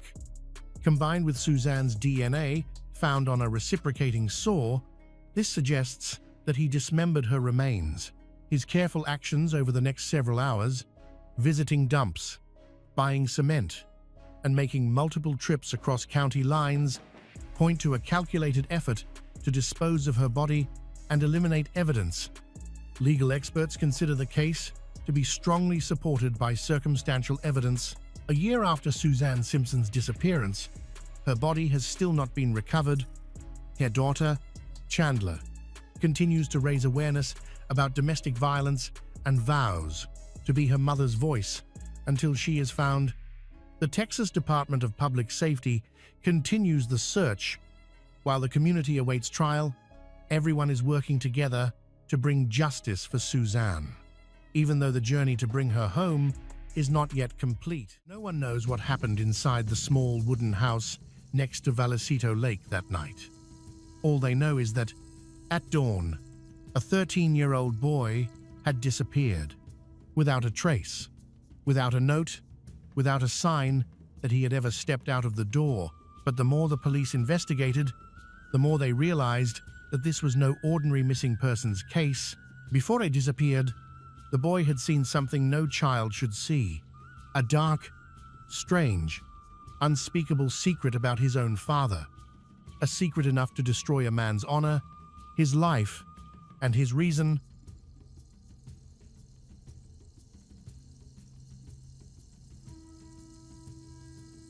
On November 19, 2012, 51-year-old Mark Redwine woke up around 7 o'clock a.m. inside his home near Vallecito Lake in La Plata County, Colorado. He found his 13-year-old son, Dylan Redwine, asleep on the living room couch. Dylan had discussed meeting friends early that morning, so Mark tried waking him, but Dylan complained he was tired and told his father he wasn't going anywhere. Leaving him to sleep, Mark went about his morning errands. When he returned around 11:30 a.m., Dylan was gone. An empty cereal bowl sat on the coffee table. The TV was still playing cartoons on Nickelodeon. Mark walked through the house and noticed Dylan's backpack, cell phone, fishing pole were missing. It appeared the boy had woken up, grabbed his things, and left in a hurry to meet his friends. Not even bothering to turn off the television, Mark decided to lie down for a nap. He woke again around 1:30 p.m., but Dylan still wasn't home. Growing concerned, he called his son's phone. It went straight to voicemail, indicating it was powered off or out of service. By 3:00 p.m., Mark drove to the homes of Dylan's friends to ask if they had seen him. None had spoken to him that day. Messages began pouring into Dylan's phone, but Dylan Redwine never replied, and he never came home. Alarmed, Mark went to the Bayfield Marshal's office to file a missing person report. Afterward, he texted his ex-wife, Elaine Hatfield, asking whether she had heard from Dylan or knew where he might have gone. Elaine was instantly terrified. She reminded him she lived 6 to 7 hours away from Durango and demanded he contact the police immediately, only for Mark to respond that he already had. After that, he stopped answering her messages entirely. Elaine, frantique, accused him of being responsible for their son's disappearance. Just one day earlier, on November 18th, 2012, Dylan had boarded a flight to Colorado to spend Thanksgiving break with his father, a visit mandated by the court. His relationship with Mark had been strained for years, and he was anxious about the trip. The moment he arrived at his father's cabin, Dylan texted his mother to let her know he had landed safely. Elaine replied with reassurance, telling him she was proud of him. Tragically, it was the last message she would ever receive from her son. Dylan Redwine was born on February 6, 1999, to Elaine Hatfield and Mark Redwine. He had two older brothers, Corey and Brandon. Dylan was known as a typical, well-behaved teenager. He played baseball, loved video games, rode his bike, and preferred spending time with friends. He wasn't involved with banned substances, troublemaking, or any negative influences. Mark Redwine worked as a long-haul truck driver, a job that kept him away from home for weeks at a time. The constant distance strained not only his relationship with his children, but also his marriage. After 18 years, Elaine finally filed for divorce in 2006. It was contentious, involving property disputes and a fierce custody battle. In the end, the court awarded full custody to Elaine, granting Mark visitation rights. Mark was devastated by the outcome and often expressed resentment. His bitterness spilled into his interactions with the boys, damaging the relationship further. Corey and Dylan grew to resent him deeply and preferred living with their mother. Brandon, already an adult, lived independently. After the divorce, Mark relocated to Durango, Colorado, roughly a 7-hour drive from where Elaine and the children lived. Because of the distance, he relied on holiday visitations to see his sons. In late 2012, during the school break, he asked Elaine if Dylan could visit for Thanksgiving. Although Dylan was reluctant and unhappy about spending time with his father, he knew the court order left him no choice. So he reluctantly agreed to go. On November 18th, 2012, Elaine drove Dylan to the airport. His older brother, Corey, already refused to go because he didn't want to see Mark. So Dylan traveled to Durango alone. The boy was anxious, not only because of his father's explosive temper, but also because Mark lived in a remote cabin in the forest, far from town. There was very little for a teenager to do there. The only comfort Dylan had was the hope of meeting two close friends who lived in the area. That afternoon, Mark met Dylan at the Durango-La Plata County Airport. They stopped at Walmart for groceries. On the way home, they picked up fast food and ate together at the cabin. But even on that very first evening, Dylan asked his father if he could spend the night at a friend's house. The boy clearly wanted to spend as little time as possible with his father. Mark refused. Dylan arranged to meet his friends early the next morning at 6:30 a.m. He was so desperate to leave the house that he was willing to stay awake all night if needed. Less than 24 hours after arriving, the teenager vanished. Elaine grew frantic when Dylan stopped responding to her messages and Mark ignored her calls. Fearing the worst, Elaine and Corey got into the car, drove straight to Durango. They arrived late at night. Elaine went first to the police station. With a group of officers, she proceeded to Mark's home to gather information and search the property. Shockingly, while his son was missing and Elaine was driving across the state in panic, Mark was asleep in the dark house as if nothing had happened. There were no lights on, no sign of urgency. Detectives searched the property but found no indication of where the boy might have gone. Surveillance footage confirmed Dylan had arrived at the airport. Additional footage showed father and son buying groceries at Walmart, later stopping at McDonald's. Police scrutinized Mark's movements the next morning between 8:30 a.m. and 11:30 a.m. His timeline checked out. He visited his company's accounting office to pick up a paycheck, then went to his divorce lawyer's office and mailed a child support check to Elaine. Mark told investigators he believed Dylan had gone to a nearby lake to fish, or perhaps walked through the forest to a friend's house, but the latter was unlikely. The nearest friend lived nearly 10 miles away, and with freezing Colorado temperatures that week, it was doubtful a 13-year-old would walk that far on foot. Mark Redwine lived near the vast San Juan National Forest, meaning search crews had to cover an enormous area. Authorities launched a large-scale search effort involving K-9 units, volunteers, helicopters, horses, and later, drones. Hours turned into days. Thanksgiving passed. Still, no trace of Dylan. Elaine refused to give up. She organized her own search team, held press conferences, printed flyers, posters, and launched social media campaigns dedicated to finding Dylan. A $50,000 reward was announced for any information that could lead to recovering the boy. Throughout all of this, Elaine remained deeply suspicious of Mark. When she first arrived at the sheriff's office, she discovered that her ex-husband had not contacted the police in any formal way. Despite claiming he had, there were no reports, no calls, no filings. Mark, in turn, accused Elaine of unfairly blaming him, but Elaine was convinced he was lying. One detail especially troubled her. Mark claimed that when he came home that morning, the TV had been playing Nickelodeon, but Dylan hadn't watched Nickelodeon in at least a year. He was 13, and like most boys his age, he preferred MTV and music channels.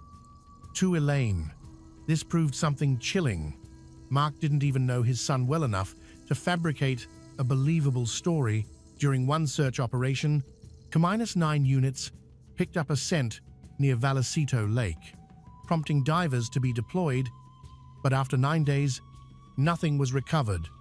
Investigators began to lean toward a grim conclusion. This was no longer a missing person case. They feared they were searching for a body. Brandon, Dylan's half-brother, was living out of state with his own family. As soon as he heard Dylan was missing, he immediately flew to Colorado to help search. Strangely, the only person who seemed absent from the search efforts was Mark himself. Elaine's emotional televised statement, where she openly expressed suspicion of her ex-husband, struck a nerve. The public couldn't understand why Mark was doing so little to help find his son. He didn't help with fundraising, didn't join community searches, didn't promote awareness online, and at times, he barely communicated with authorities. To Elaine, it felt like she was fighting alone, while the one person who should have cared the most appeared to do nothing at all. Later, investigators obtained a search warrant for Mark's home. Inside, they found several small drops of Dylan's blood. Mark claimed the blood came from a minor cut Dylan had sustained during a visit the previous year. Despite the explanation, police brought him in for questioning. At first, detectives withheld judgment. They understood that grief manifests differently in different people. Elaine channeled her fear into non-stop searching, while Mark appeared withdrawn, quiet, and detached, which, on the surface, They were willing to attribute to shock, but once the questioning deepened, Mark's demeanor shifted abruptly. He became defensive, irritated, then openly hostile.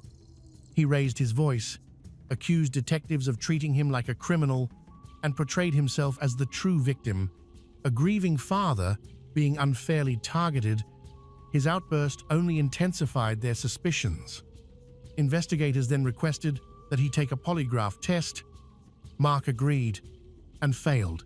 In February 2013, officers conducted another extensive search of Mark's property. Once again, they found nothing further. Meanwhile, the ongoing hostility and conflicting accusations between Mark and Elaine attracted public attention, eventually leading to both being invited onto the Dr. Phil show.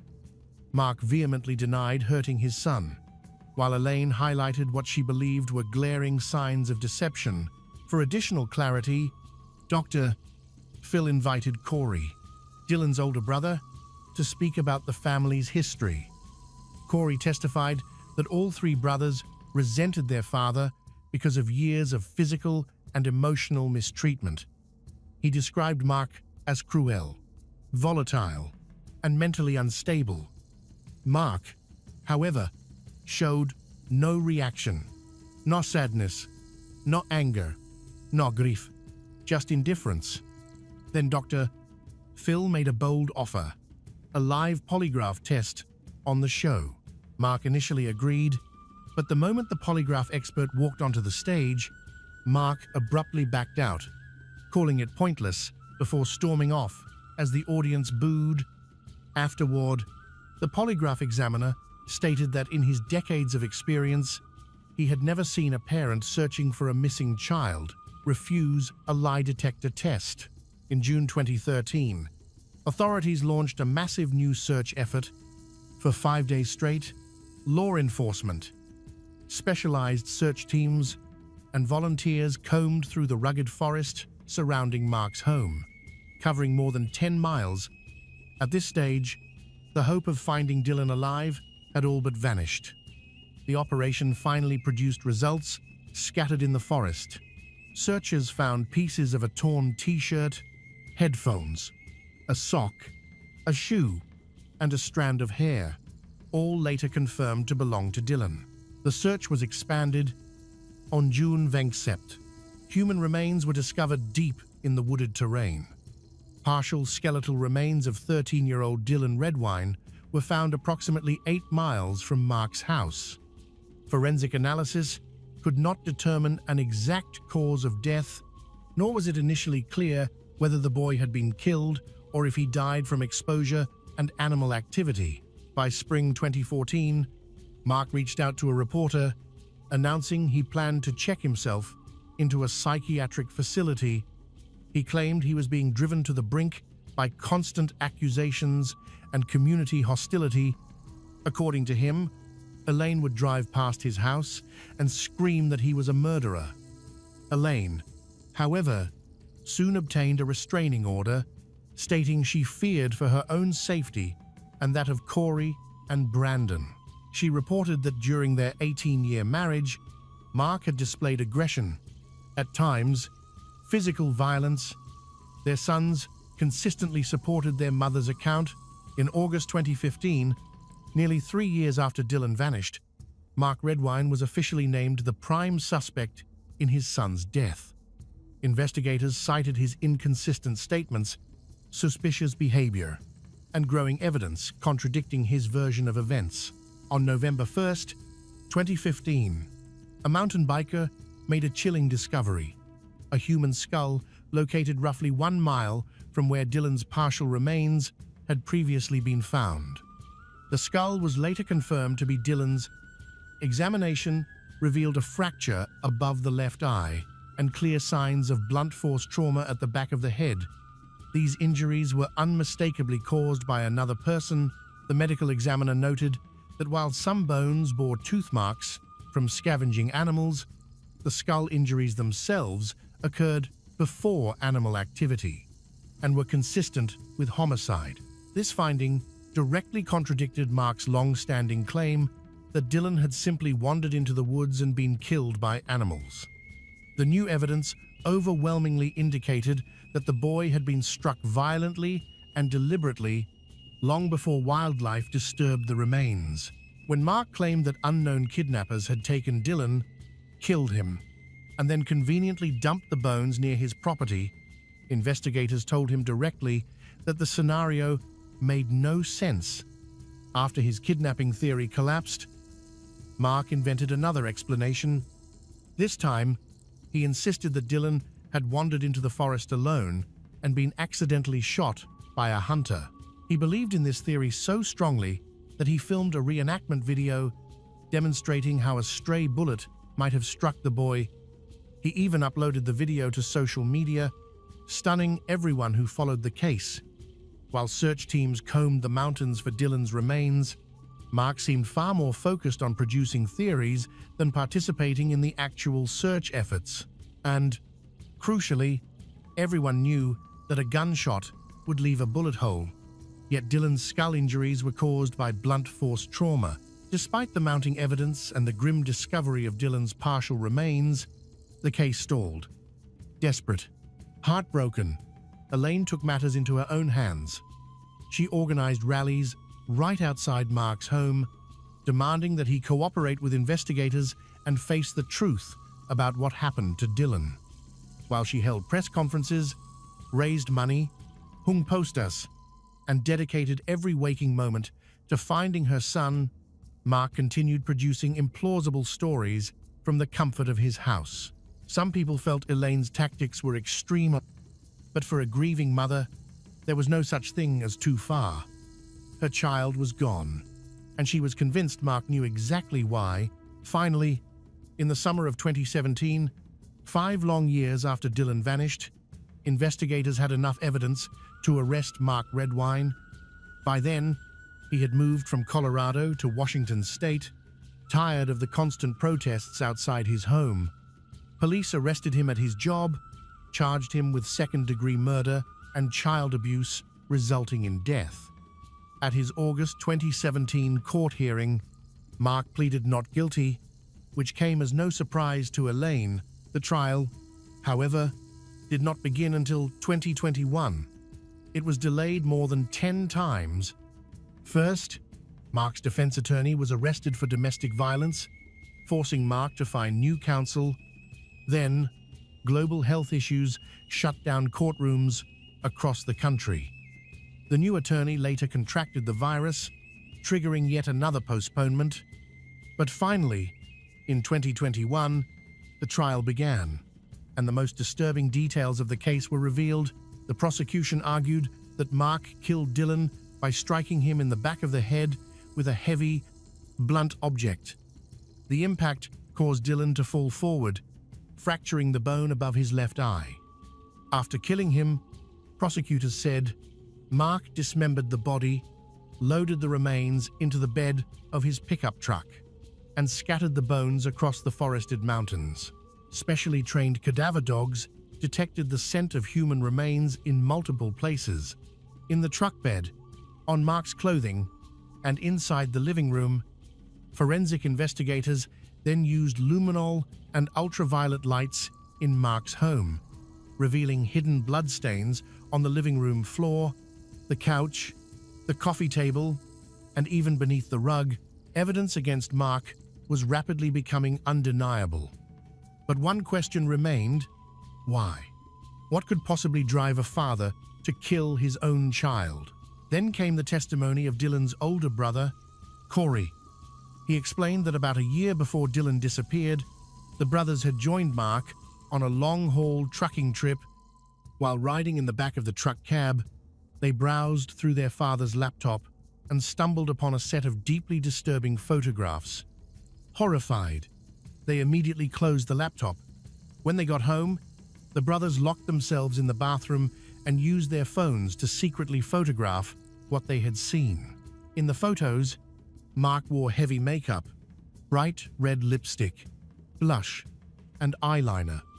He posed in a red bra, a blue lace camisole, and an adult diaper filled with human feces.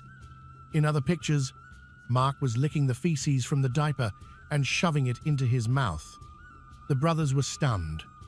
They could not understand what they had just seen or how their father could willingly engage in such degrading behavior, but they also knew they couldn't talk to anyone about it. Mark was still their father. At the time Dylan discovered the photos, he was only 12 years old, and the images left him deeply traumatized. Over the following year, he mentioned them several times to his older brother, Corey.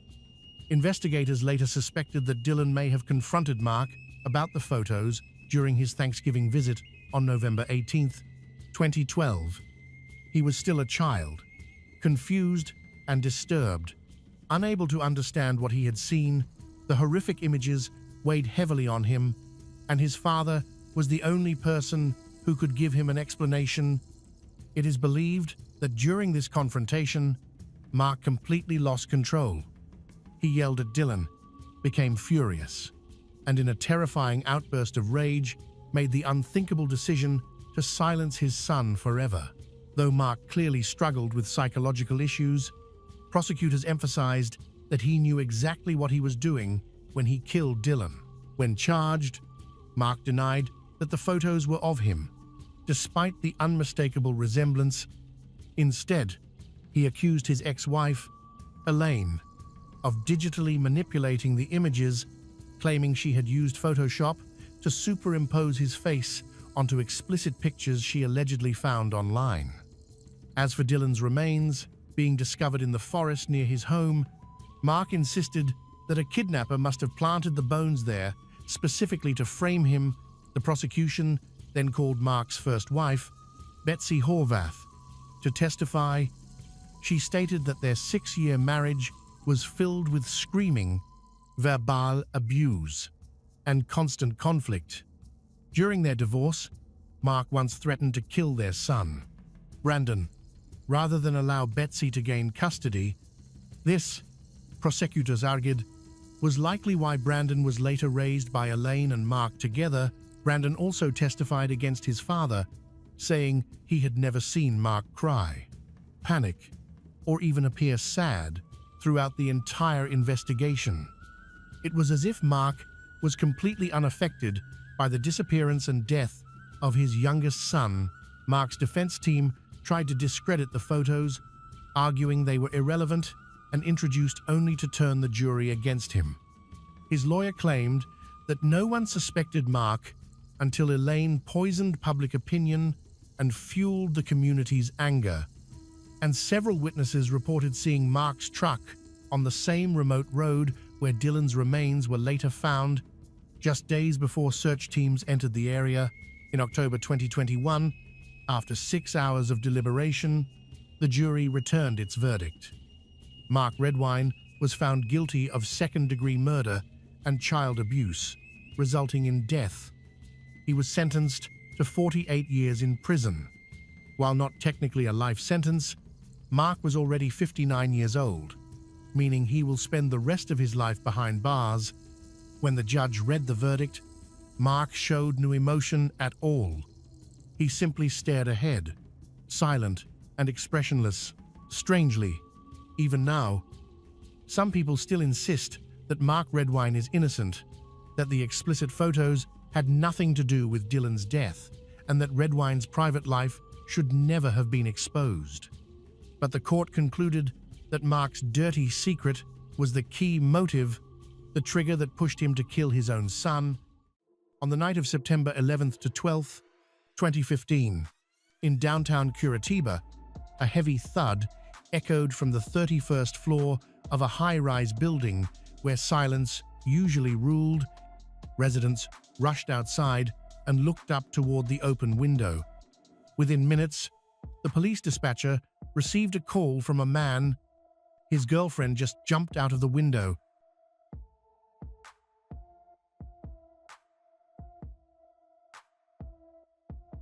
When officers arrived, lying on the pavement was the body of a young woman. Her name is Renata Mugiati, 31 years old.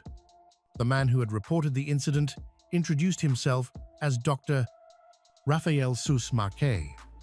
He appeared agitated, but remained composed. Detectives went up to the apartment. The spacious rooms were filled with the strong smell of alcohol and bore signs of disorder. On the table sat an unfinished bottle of liquor. On the floor lay a woman's shoe and a cell phone. The bedroom window was wide open, the curtains billowing in the breeze. The windowsill was unusually high, far too high for a simple, accidental fall. In one corner stood a small shelf, which Raphael claimed Renata had stepped on before jumping. Police carefully documented the scene. While there were no clear signs of a struggle, the details painted a troubling picture.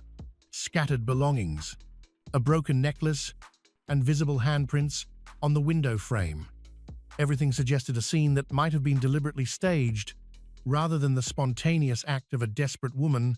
Renata Mugiati was born and raised in the state of Paraná. From a young age, she stood out for her discipline, determination, and strength of character.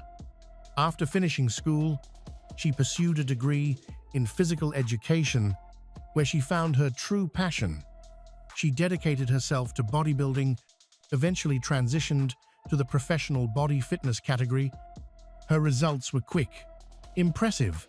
Renata became the Paraná state champion, won 3 Brazilian national titles, and earned the title of South American champion. In the early 2010 seconds, Renata launched a personal blog and built a social media presence where she shared training tips and insights into her competition prep. Her sculpted physique, relentless work ethic attracted thousands of followers. Her audience grew rapidly. This visibility led to sponsorships from sports, nutrition brands, and fitness companies. She became recognized as a fitness muse and was able to support herself doing what she loved most. Alongside competing, Renata worked as a personal trainer. Her schedule was always packed, so full that she often had to decline new clients. She lived alone in her own apartment with her 2 dogs and valued her independence deeply. To many women, she represented strength and self-made success. Someone who had built her career without anyone's help. In 2014, at the peak of her fitness career, Renata met Dr. Rafael Sos Marques. Both were 31 years old. Rafael was an endocrinologist, specializing in hormonal therapy and metabolic medicine.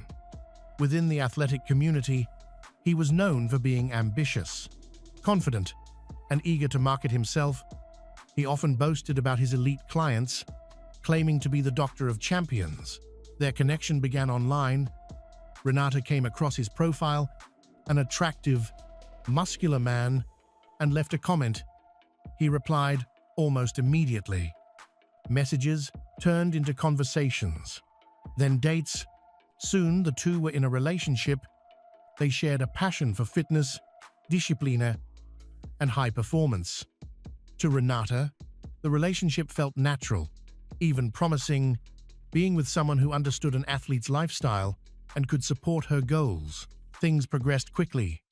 Within a few months, Renata moved into Rafael's apartment on Avenida Visconde de Guarapuava. On the 31st floor, to outsiders, they looked like the perfect couple. Successful, attractive, and seemingly in control of their lives. No one knew what was happening behind closed doors. However, behind the polished exterior, Rafael's behavior began to shift. He insisted on overseeing every detail of Renata's training and nutrition. Although she was a certified athlete and professional trainer, he began micromanaging the smallest aspects of her life. The hour she returned home, the clothes she chose, the people she spoke to.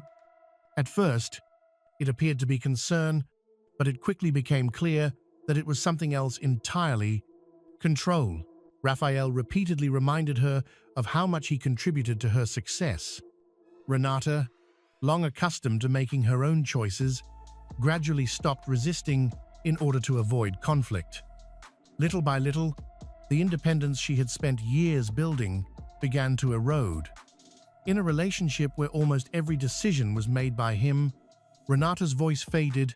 To friends and acquaintances, Rafael remained charming, confident, but behind closed doors, he grew increasingly demanding, intolerant of disagreement, and obsessive about dictating every part of Renata's day. What once looked like a promising partnership soon transformed into an environment where Renata's freedom, both personal and professional, was quietly stripped away. As time passed, the dynamic between them deteriorated further. What began as subtle influence hardened into absolute domination. Friends, colleagues, and even longtime clients slowly disappeared from her life. Unable to cope with Raphael's constant restrictions, Renata found herself isolated. He had taken control of not only her personal life, but her career as well. He blocked new opportunities, demanded she delete older content, and insisted that he alone had the right to shape her image. Any pushback from Renata triggered sudden episodes of anger. Then, under the guise of concern, Raphael began telling her she was mentally unwell and needed treatment, despite the fact she had no history of psychological issues. Without consulting any licensed mental health professional, he began prescribing antidepressants and strong sedatives on his own. Gradually, Renata became passive, emotionally numb, lost the drive and discipline that had once defined her athletic success. By mid-2015, Renata's physical and emotional state had changed drastically. Following Raphael's instructions, she started refusing food and dropped weight at an alarming pace. Her rapid decline alarmed those who knew her, but Raphael barely allowed her to maintain contact with anyone. Behind the mask of care, he isolated her completely, gaining control over her body, her mind, and ultimately, her will. The home that was supposed to be a safe haven had become the very place where a strong, confident woman was slowly being stripped of her identity.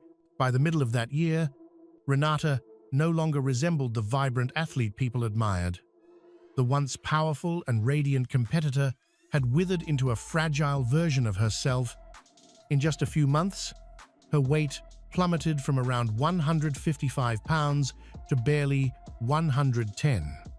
In photos taken shortly before the tragedy, her face appeared hollow, her muscles diminished, and her expression vacant.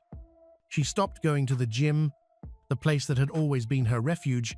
Clients tried to reach her, but their calls went unanswered. Messages went unread. Her social media, once filled with training videos, motivational posts, and glimpses of her daily discipline, fell silent.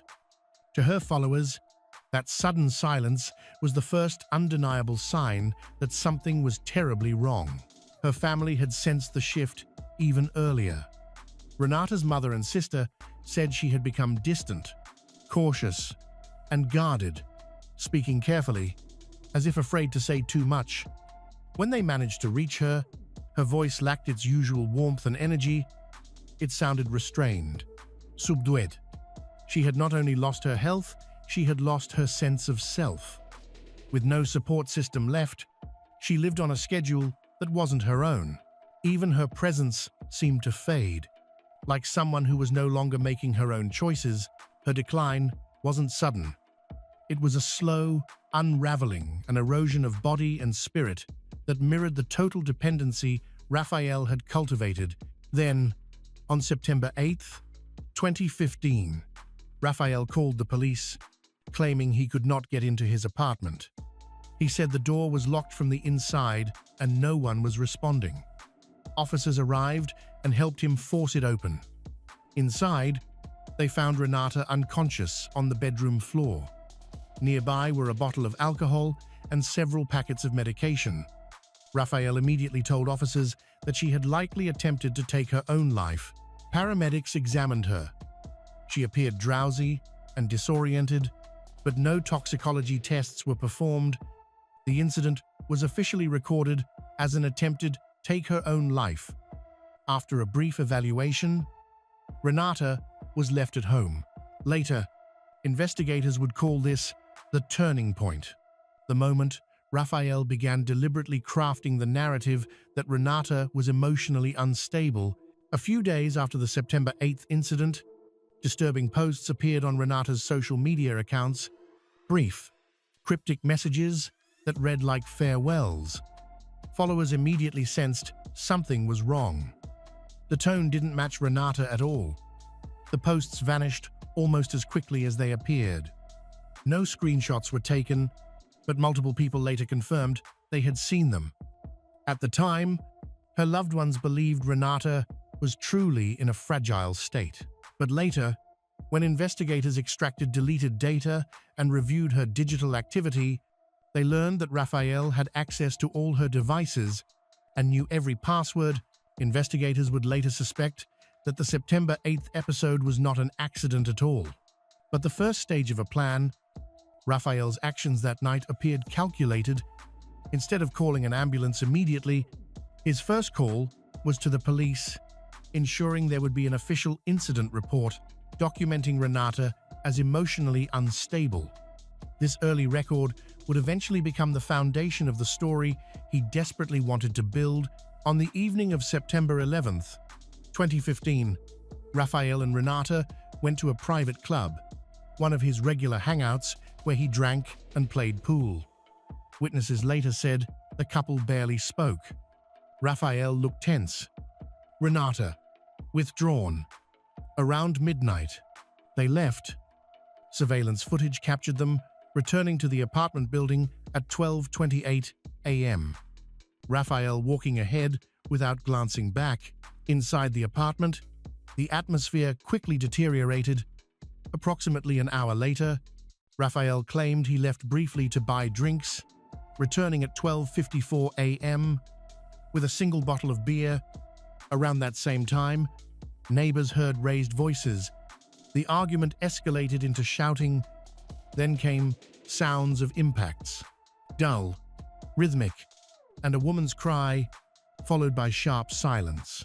At 2:27 a.m., Raphael took several photographs on his phone. In the images, Renata sits on the windowsill, her legs hanging outward, her hands gripping the frame. These photos would later become critical evidence.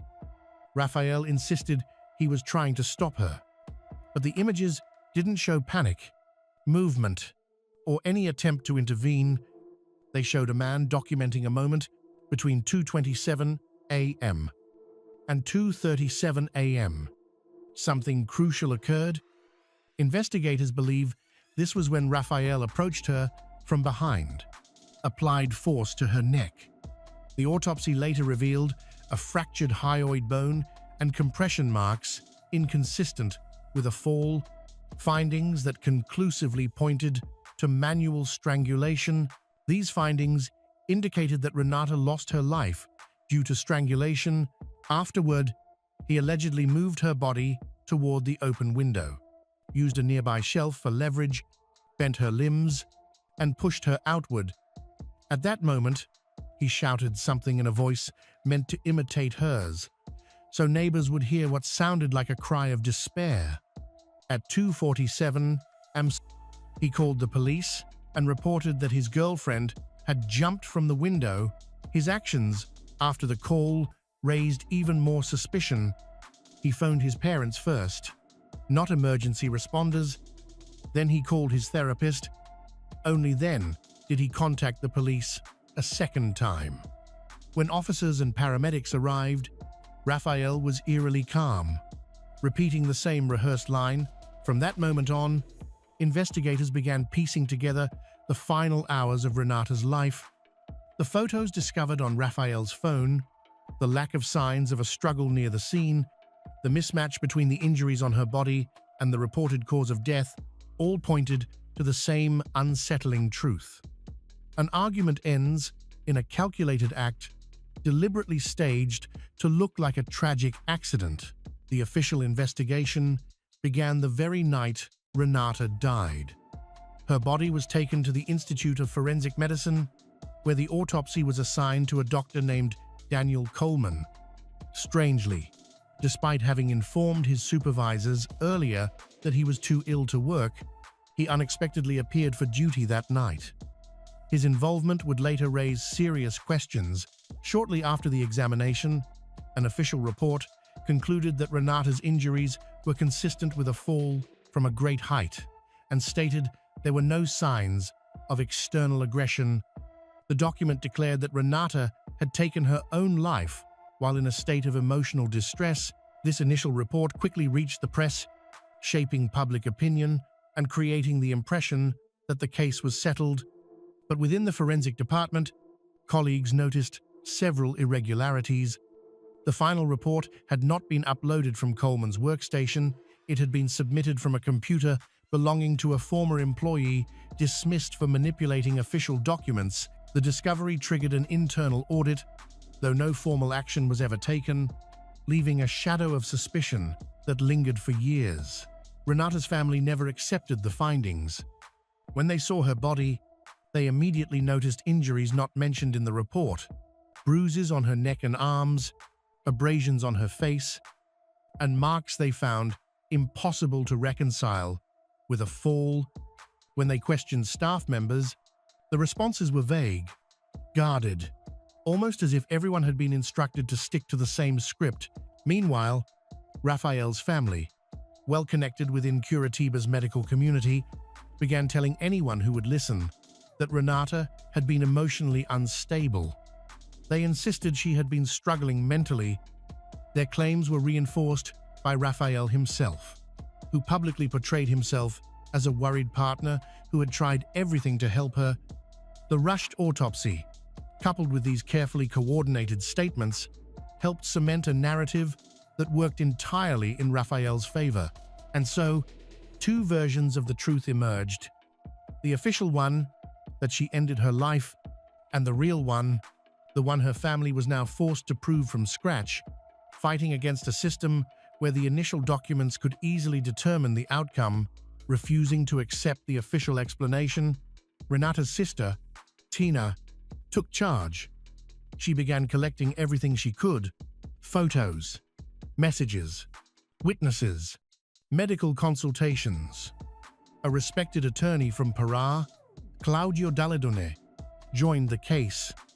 He was the first to publicly challenge the initial autopsy, asserting that the evidence clearly contradicted any suggestion of self-harm.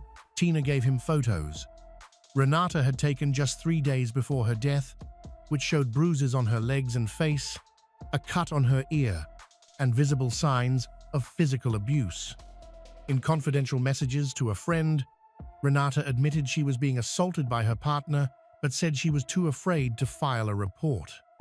These materials formed the basis of a legal petition demanding a second autopsy. The court agreed.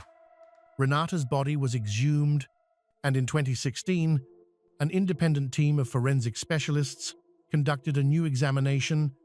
The findings completely overturned the original report. They concluded that Renata's heart had stopped beating before the fall, evidenced by the absence of vital bleeding in her injuries. The original autopsy by Coleman was declared invalid, and the case was officially reclassified from presumed end-her-life to homicide. Tina's unwavering persistence and the attorney's intervention became the turning point that transformed Renata's death from a tragic accident into a criminal investigation. When the case reopened, investigators examined Raphael's past, and what they uncovered suggested a troubling pattern. Police records revealed a report filed by another woman he had been involved with before meeting Renata. In December 2014, during a custody exchange with his former partner, an argument escalated into physical violence. She went to the police immediately, documented her injuries, and a medical report confirmed signs of trauma. Multiple neighbors corroborated her account. In court, Raphael denied everything, claiming the accusations were fabricated, but the medical evidence and witness testimonies contradicted him. He was convicted and sentenced to 4 months, a penalty he was allowed to serve under electronic monitoring. As investigators dug deeper, they found additional complaints from other women who had briefly been involved with Raphael. Their accounts were strikingly similar: bursts of aggression, control, and an obsessive need to dominate every aspect of their lives. For prosecutors, These testimonies reinforced their argument that Renata's death was not a spontaneous reaction. Raphael's behavior reflected a long-standing pattern of deliberate abuse, masked by the polished facade of a respected medical professional. After the second autopsy, progress was painfully slow. Judges were replaced, witnesses failed to appear, and Raphael's defense team filed motion after motion, delaying the trial at every possible step. Throughout all of this, Raphael continued practicing medicine as if nothing had happened, treating patients while facing charges of murder. Renata's family repeatedly voiced their belief that he was benefiting from influence, connections, and quiet pressure behind the scenes. One controversy that captured national attention involved attorney Claudio Dalladone. While representing Renata's family, he was simultaneously defending another man accused in a case disturbingly similar to Renata's. The death of Tatiana Spitzner, another woman whose fall from a building was initially framed as self-harm. When this conflict of interest became public, Renata's sister, Tina, dismissed Dalladone and successfully petitioned for a new prosecutor to be assigned to the case. Throughout the hearings, Raphael displayed a shocking lack of respect for the court. In one notable incident, he asked to be excused due to supposed work obligations. Days later, it was revealed he had actually spent that time competing in a poker tournament. Furious, the judge revoked his bail and ordered him into custody until the trial's conclusion. By January 2019, Raphael was placed in a detention facility to await trial. Only then did the case finally begin to move forward. A series of defense motions were rejected, and the proceedings entered their decisive phase. The prosecution presented all accumulated evidence, photographs, forensic reports, digital records, and witness testimonies that directly implicated Raphael in Renata's death. In February 2023, after years of legal battles, a jury in Curitiba delivered its verdict in the case of Renata Mugiati. After evaluating the extensive evidence and hearing from key witnesses, the court found Raphael Sus Marque guilty of intentionally causing his partner's death. He was convicted on multiple counts, including femicide, physical assault, denying the victim any chance of defense, and tampering with evidence. Raphael Sus Marque was sentenced to 31 years in a high-security prison. His appeal was rejected. For Renata's family, the verdict represented a long-awaited measure of justice. They emphasized that their 8-year battle required extraordinary courage, persistence, and emotional strength. The public responded with overwhelming support. The Mugiati case became a powerful national symbol in the fight against domestic violence, demonstrating that even when systems fail, determination and truth can still prevail. Fort Worth, Texas, was a quiet city known for its tree-lined streets and cozy homes. However, in the spring of 2017, that peace was broken. This is where 22-year-old Molly Matheson was starting over. She was bright, full of life, loved her family, and was popular with her friends. Molly rented a small guest house behind a larger house, a peaceful place where she could begin a new chapter. On April 10th, when Molly didn't arrive at work and didn't answer her phone, her mother felt worried. When she opened the door to the house, she was met with a scene that would forever traumatize the Matheson family. The bedroom was in disarray, as if a struggle had occurred. A large mirror lay shattered on the floor. In the bathroom, Molly's body was found, wet, cold, and still. From this seemingly safe neighborhood, a terrifying mystery emerged, setting off a chain of events that exposed a dangerous predator whom the police should have apprehended long ago.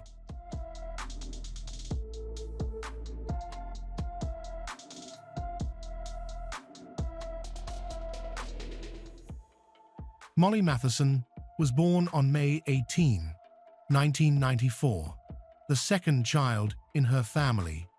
She had an older brother named Nick. Later, her parents adopted two boys from Korea, Max and Ben. Molly's older sister naturally became a second mother to the younger siblings. Responsible, firm, yet endlessly loving. At the time of Molly's birth, the family lived in Fairfax, Virginia. When she was 3 years old, they moved to Winter Park, Florida. In school, Molly played on the lacrosse team, inspired by her brother's passion for the sport. Beyond athletics, she was deeply involved in the Methodist Church. Faith played a central role in the Matheson household. Every summer, Molly volunteered at Vacation Bible School and joined mission trips. For her, these experiences were not only about religion, but also about forming meaningful connections. She had a warm, magnetic personality, always optimistic, and eager to help others. In 2010, the family moved once more, this time to Texas. Molly was 16 and already dreaming of attending the University of Arkansas. When she eventually went to college, she met her future best friend, Sutton. During her university years, Molly explored new interests, including getting a few small tattoos that she kept secret from her parents. Despite her strong academic performance and potential, Molly made the difficult decision to withdraw from school in 2015 during her senior year. She wanted a break. While she loved her time in Arkansas, she felt the need to return home and start anew. She rented a small house just minutes from her parents' former home, located on the property of a local teacher. Her decision to leave college wasn't spontaneous. She intended to change her major and transfer to a local university to study social sciences. Of course, this required money, so she took a part-time job at a lingerie boutique. By 2017, Molly was 22 years old. She lived independently, handled her own responsibilities, and maintained close communication with her family. Like many young adults, she stayed active on social media, posting photos, updates about her life, and interacting frequently with loved ones. April 9, 2017, was a quiet Sunday. Molly stopped by her parents' house for a short visit. She told them she planned to complete some schoolwork that evening. After chatting with her family, she headed home. Monday, April 10th, began like any other day. Everything seemed normal until 3:40 p.m., when Molly's mother, Tracy, received a call from the manager of the store where Molly worked. Molly's shift started at 1:00 p.m., but she was absent and not answering her phone. This was alarming. Molly was responsible and punctual. She never missed work. At first, her mother tried to stay calm, but when repeated calls went unanswered, she decided to drive to Molly's house. On the way, she tried calling again. Still no answer. She called a neighbor to ask whether Molly's car was in the driveway. The neighbor checked and confirmed it was parked right where it normally would be. Fear began to creep in. Tracy tried to reassure herself, thinking Molly might be unwell, but her instincts told her something was terribly wrong. When she arrived at the house, she rushed to the front door. No one answered her knock, but she discovered the door was unlocked, a detail that frightened her even more. She stepped inside, calling out Molly's name. The living room and guest room looked untouched, but the bedroom was noticeably disordered, as if someone had left in a panic. And on the floor lay a shattered full-length mirror. Tracy's fear deepened the moment she spotted Molly's purse sitting in plain view, containing everything her daughter would never leave behind.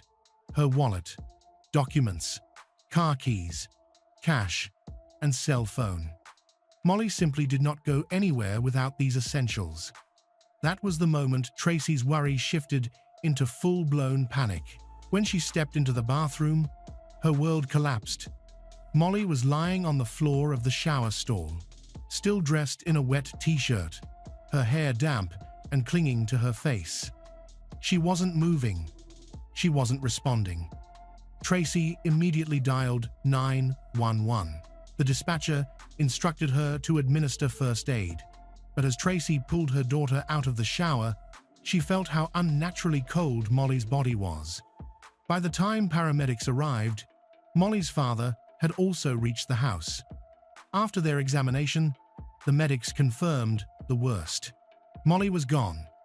They delivered the devastating news to her parents as they stood outside, overwhelmed and unable to comprehend what they were hearing. At first, paramedics considered the possibility of end her life. There were several prescription medications on the bathroom counter, enough to raise initial suspicion. But her family immediately rejected that theory. Molly had no illnesses, no addictions, no history of emotional instability. Nothing about this made sense. The next person to learn the truth was Molly's best friend, Sutton. She had been trying to reach Molly since morning, but her calls went unanswered. Late that afternoon, she received a short text message from an unknown number, offering condolences. Confused and terrified, Sutton rushed to Molly's street, only to find it crowded with police vehicles, paramedics, and grieving family members.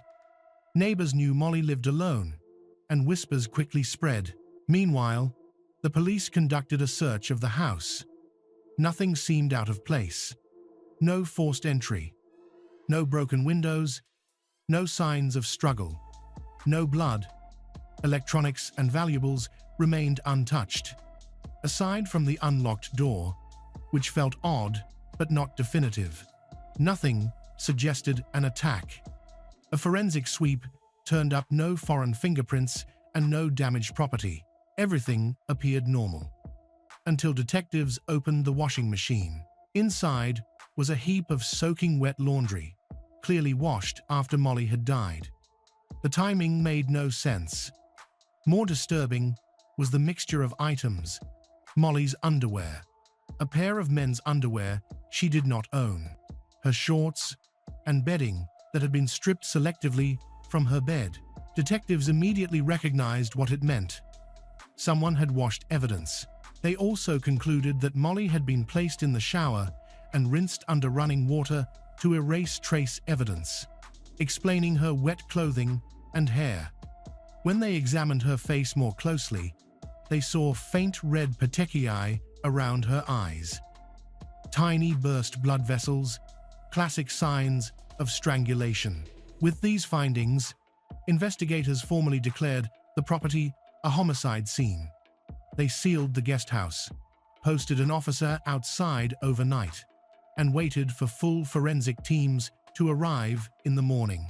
The autopsy confirmed the detectives' suspicions. Molly had died from manual strangulation. She also suffered blunt force trauma to the head, likely delivered from behind, which explained the absence of defensive wounds. She never had a chance to fight back. Given that Molly's lower body had been left exposed, abuse assault was strongly suspected. Forensic samples were collected immediately in hopes of obtaining a usable DNA profile. On April 11, 2017, the Matheson family was informed that their daughter had been murdered. They were called to the police station, where detectives asked them to recount everything they knew about Molly's recent activities, friendships, relationships, and behavior. The investigation has officially been classified as a murder case.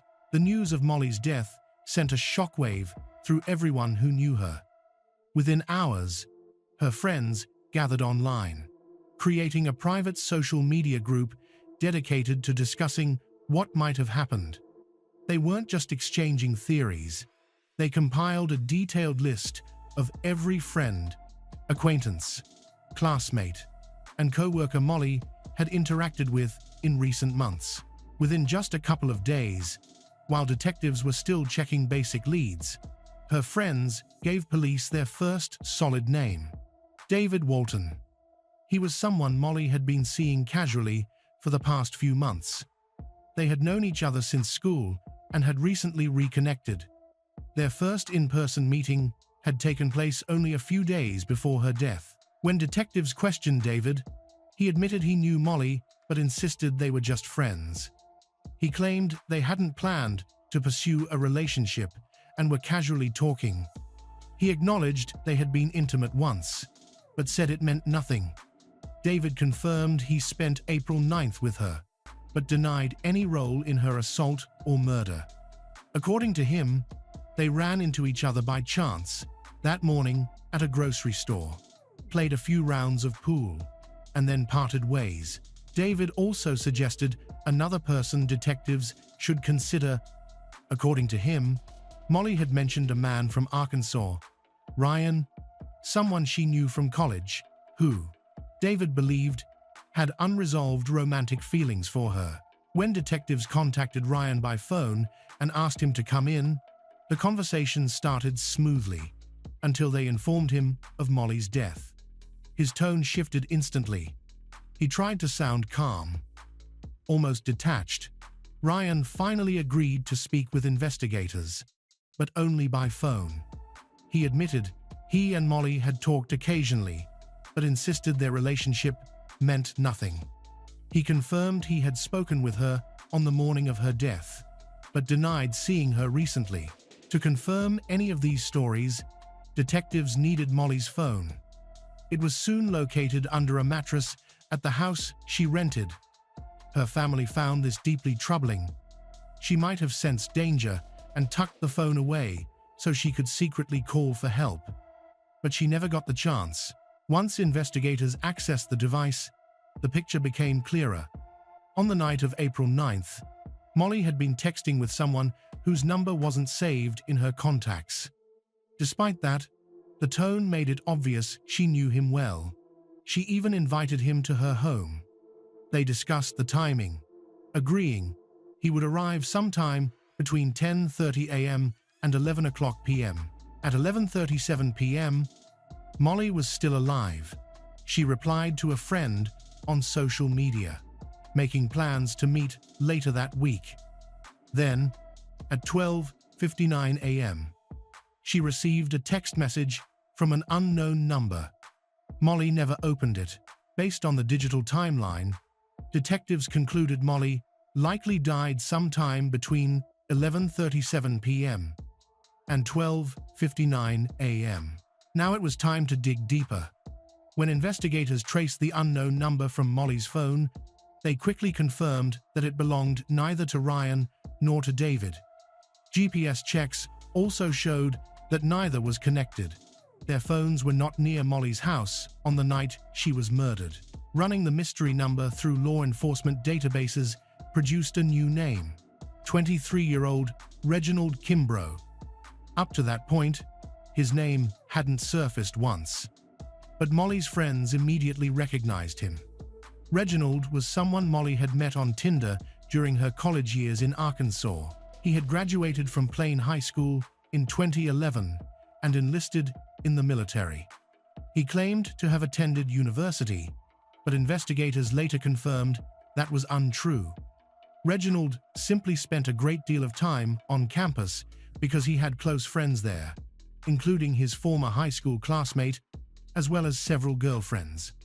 One of these girlfriends was Megan, Molly's college roommate. Through Megan, Reginald became acquainted with Molly, and every time he visited campus, he spent time with her. According to Megan, their relationship escalated quickly. They even lived together for a short period before drifting apart. By 2015, they had completely cut contact. Megan and Molly also grew apart after graduation. Eventually, Megan began dating Reginald herself. Megan told detectives that Reginald initially appeared charming and considerate, but quickly revealed his manipulative, short-tempered, and controlling nature. With these revelations, suspicion around Reginald intensified. He was quickly located and voluntarily came to the police station on April 14, 2017.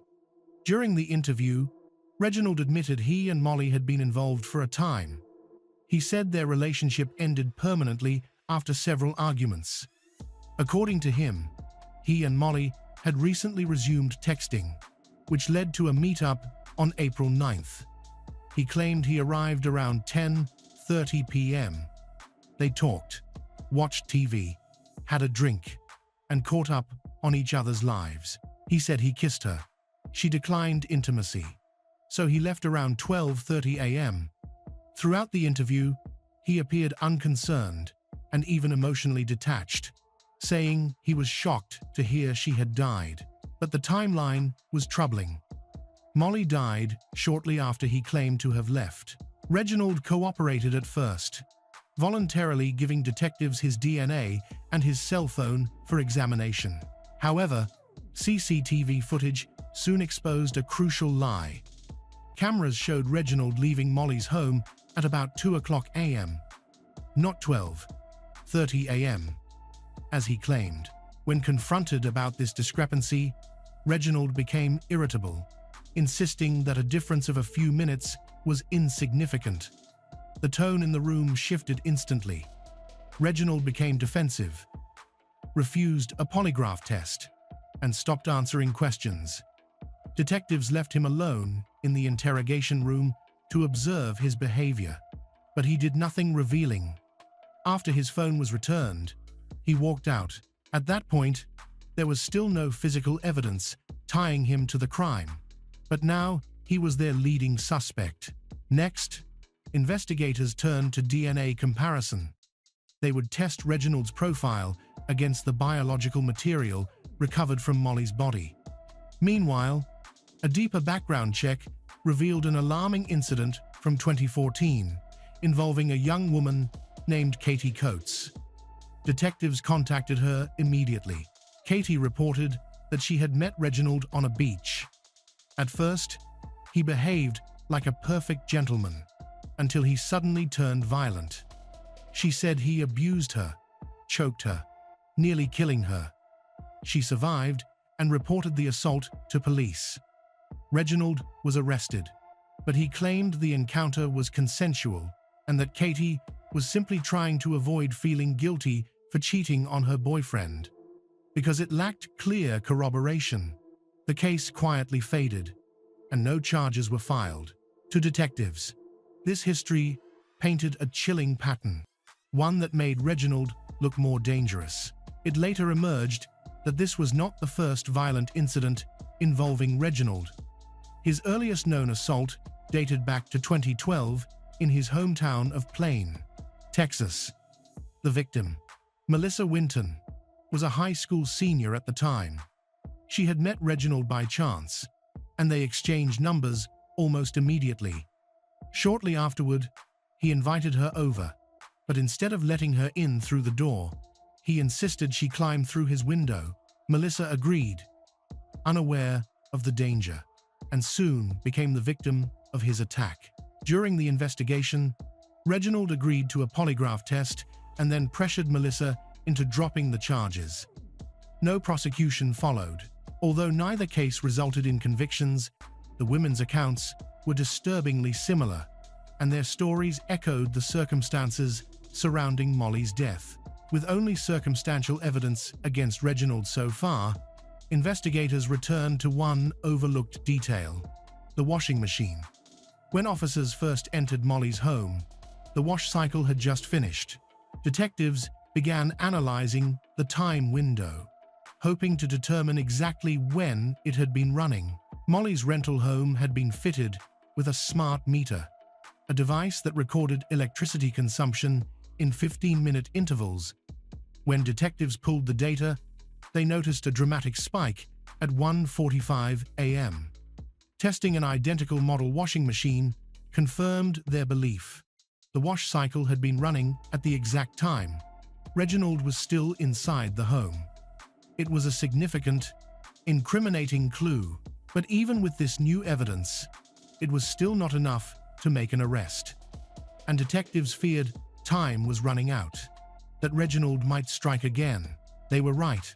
On April 14, 2017, another woman from Plain, Texas, 36-year-old Megan Gettram, went missing. She failed to show up for her brother's birthday celebration, something her family knew she would never skip. When she didn't come to work the next day, alarm turned into panic. Her brother searched her house, but found nothing. A full-scale search quickly began. Soon after, the body of an unidentified woman was discovered in a lake roughly 50 kilometers from Plain. She wore clothing consistent with Megan's last known outfit. The autopsy revealed blunt force trauma to the head and signs of compression on the face and neck. She had been brutally assaulted and abused. Detectives canvassing Megan's neighborhood found a group of teenagers who had seen a young black man, about 20 years old, lingering near her home the evening she vanished. Their description matched Reginald.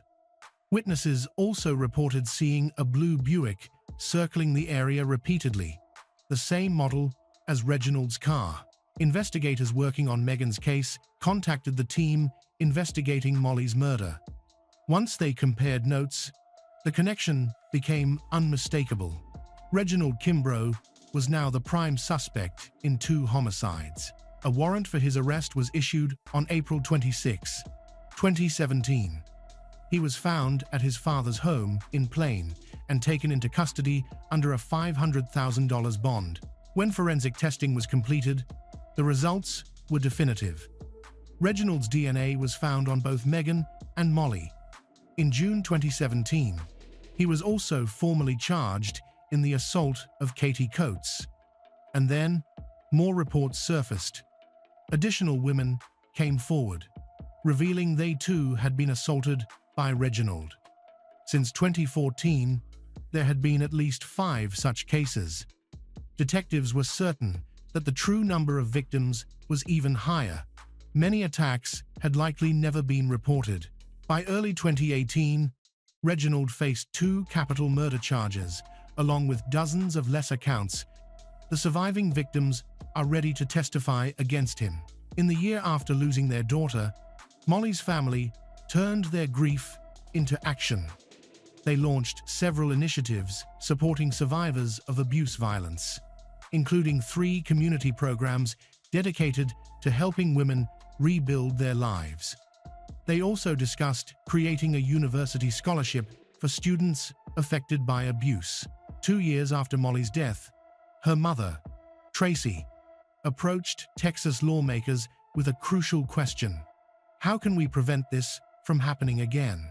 Her relentless efforts ultimately led to the creation of Molly's Law, legislation designed to strengthen the identification of serial offenders and improve the systems meant to protect victims of abusive violence. Due to social distancing measures, Reginald Kimbrough finally pleaded guilty to manslaughter on March 18, 2022.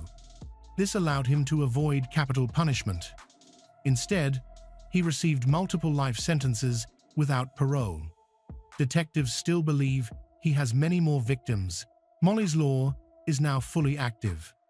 In June 2020, law enforcement seized a phone while investigating a criminal group in Tyler, Texas. The phone contained videos showing abuse. Investigators used a state database and contacted FBI agents to identify the person in the videos. This investigation led to the first arrest made possible by Molly's Law. JC Day was arrested and found guilty of the crime.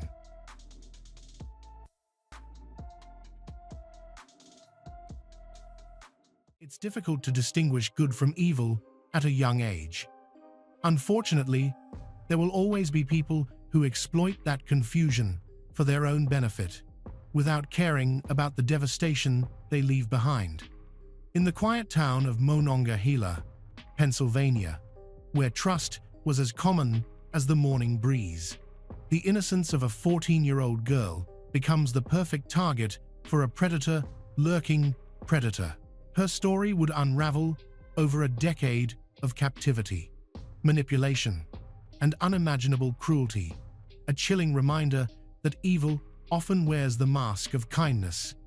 This is the haunting tale of Tanya Kach, a girl who vanished into a nightmare and emerged as a symbol of resilience.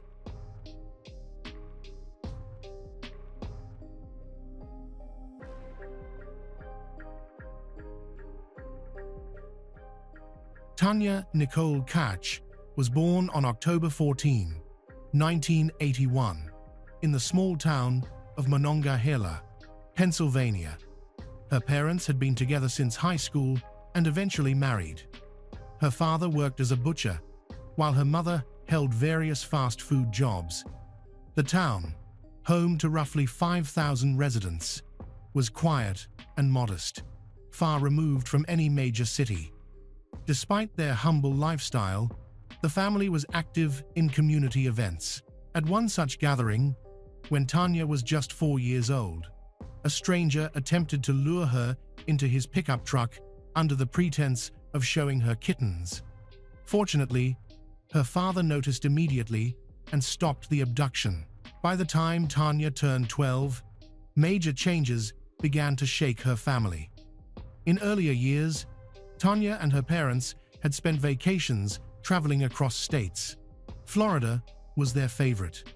They had visited Disneyland 3 times. But behind the facade of family stability, her parents' marriage had been deteriorating for years. Their relationship reached a breaking point around the time Tanya entered middle school. Still, they were slow to divorce. The family was deeply religious and tried to preserve the marriage. During Tanya's high school years, her father fell seriously ill with pneumonia. His condition was critical. He spent several months hospitalized. Unable to work, he fell into debt. Under mounting pressure, Tanya's mother worked 2 jobs and struggled to cope. Stress pushed her toward heavy drinking. She began confiding in Tanya, revealing painful secrets, including the fact that she had been unfaithful when Tanya was still a child. Tanya, already overwhelmed, grew disillusioned with both parents, yearning for the connection she felt she lacked. While her father remained in the hospital, Tanya's mother tried to manage the home, but her mental health rapidly declined.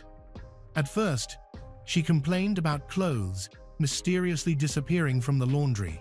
Soon, she began having uncontrollable laughing fits. Weeks later, she was talking to herself. One day, she even set the kitchen table on fire. When Tanya's father became aware of the deteriorating situation, he immediately filed for divorce after being discharged. Tanya's mother was hospitalized, and eventually, her parental rights were terminated. Tanya remained solely in her father's custody. These traumatic experiences profoundly affected Tanya.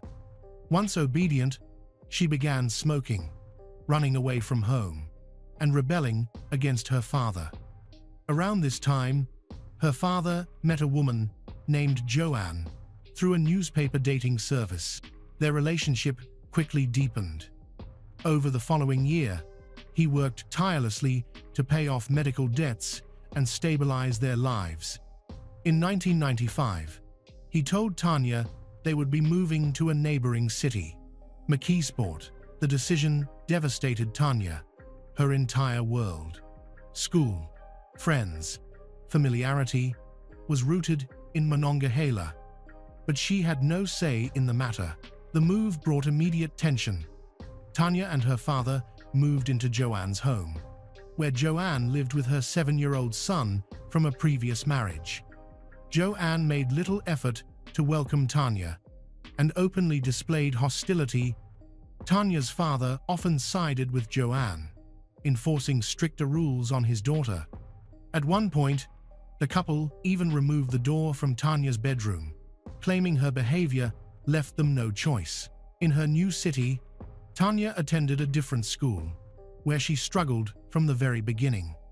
She was bullied relentlessly by classmates, especially girls who often fought over boys. Still, she managed to befriend a girl named Monica, though Monica herself was rebellious and encouraged Tanya to skip classes, drink, and smoke weed. Just as Tanya began adjusting to her new environment, another threat emerged. A male neighbor started harassing her. On one occasion, while Tanya was babysitting the couple's children, the father made unwanted advances toward her.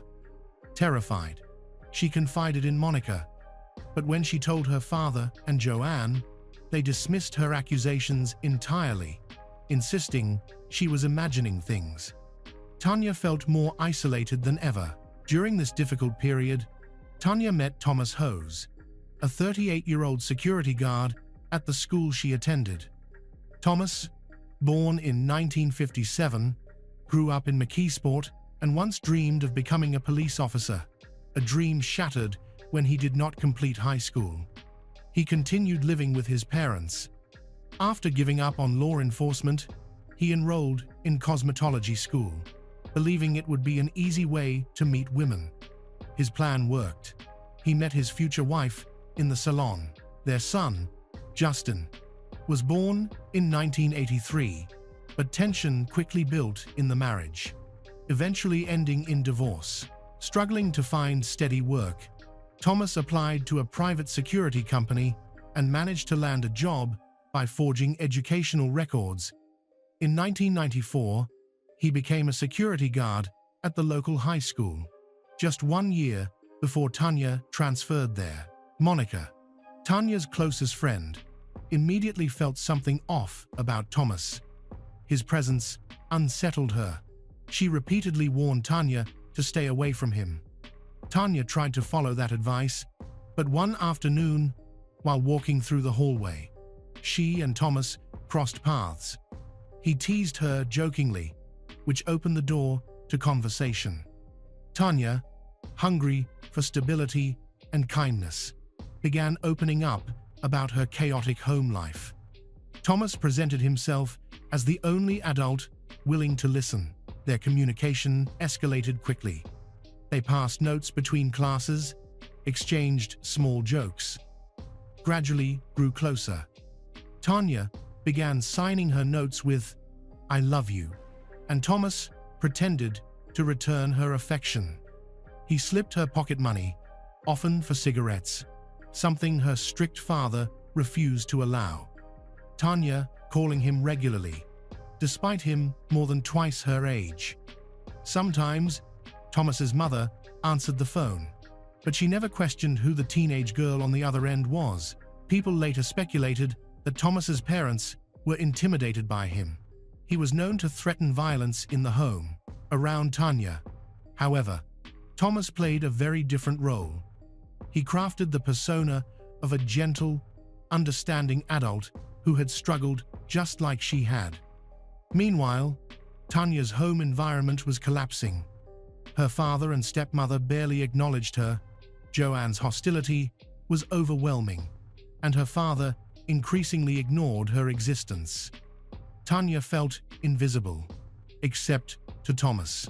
On January 2, 1996, Thomas caught Monica and Tanya skipping class.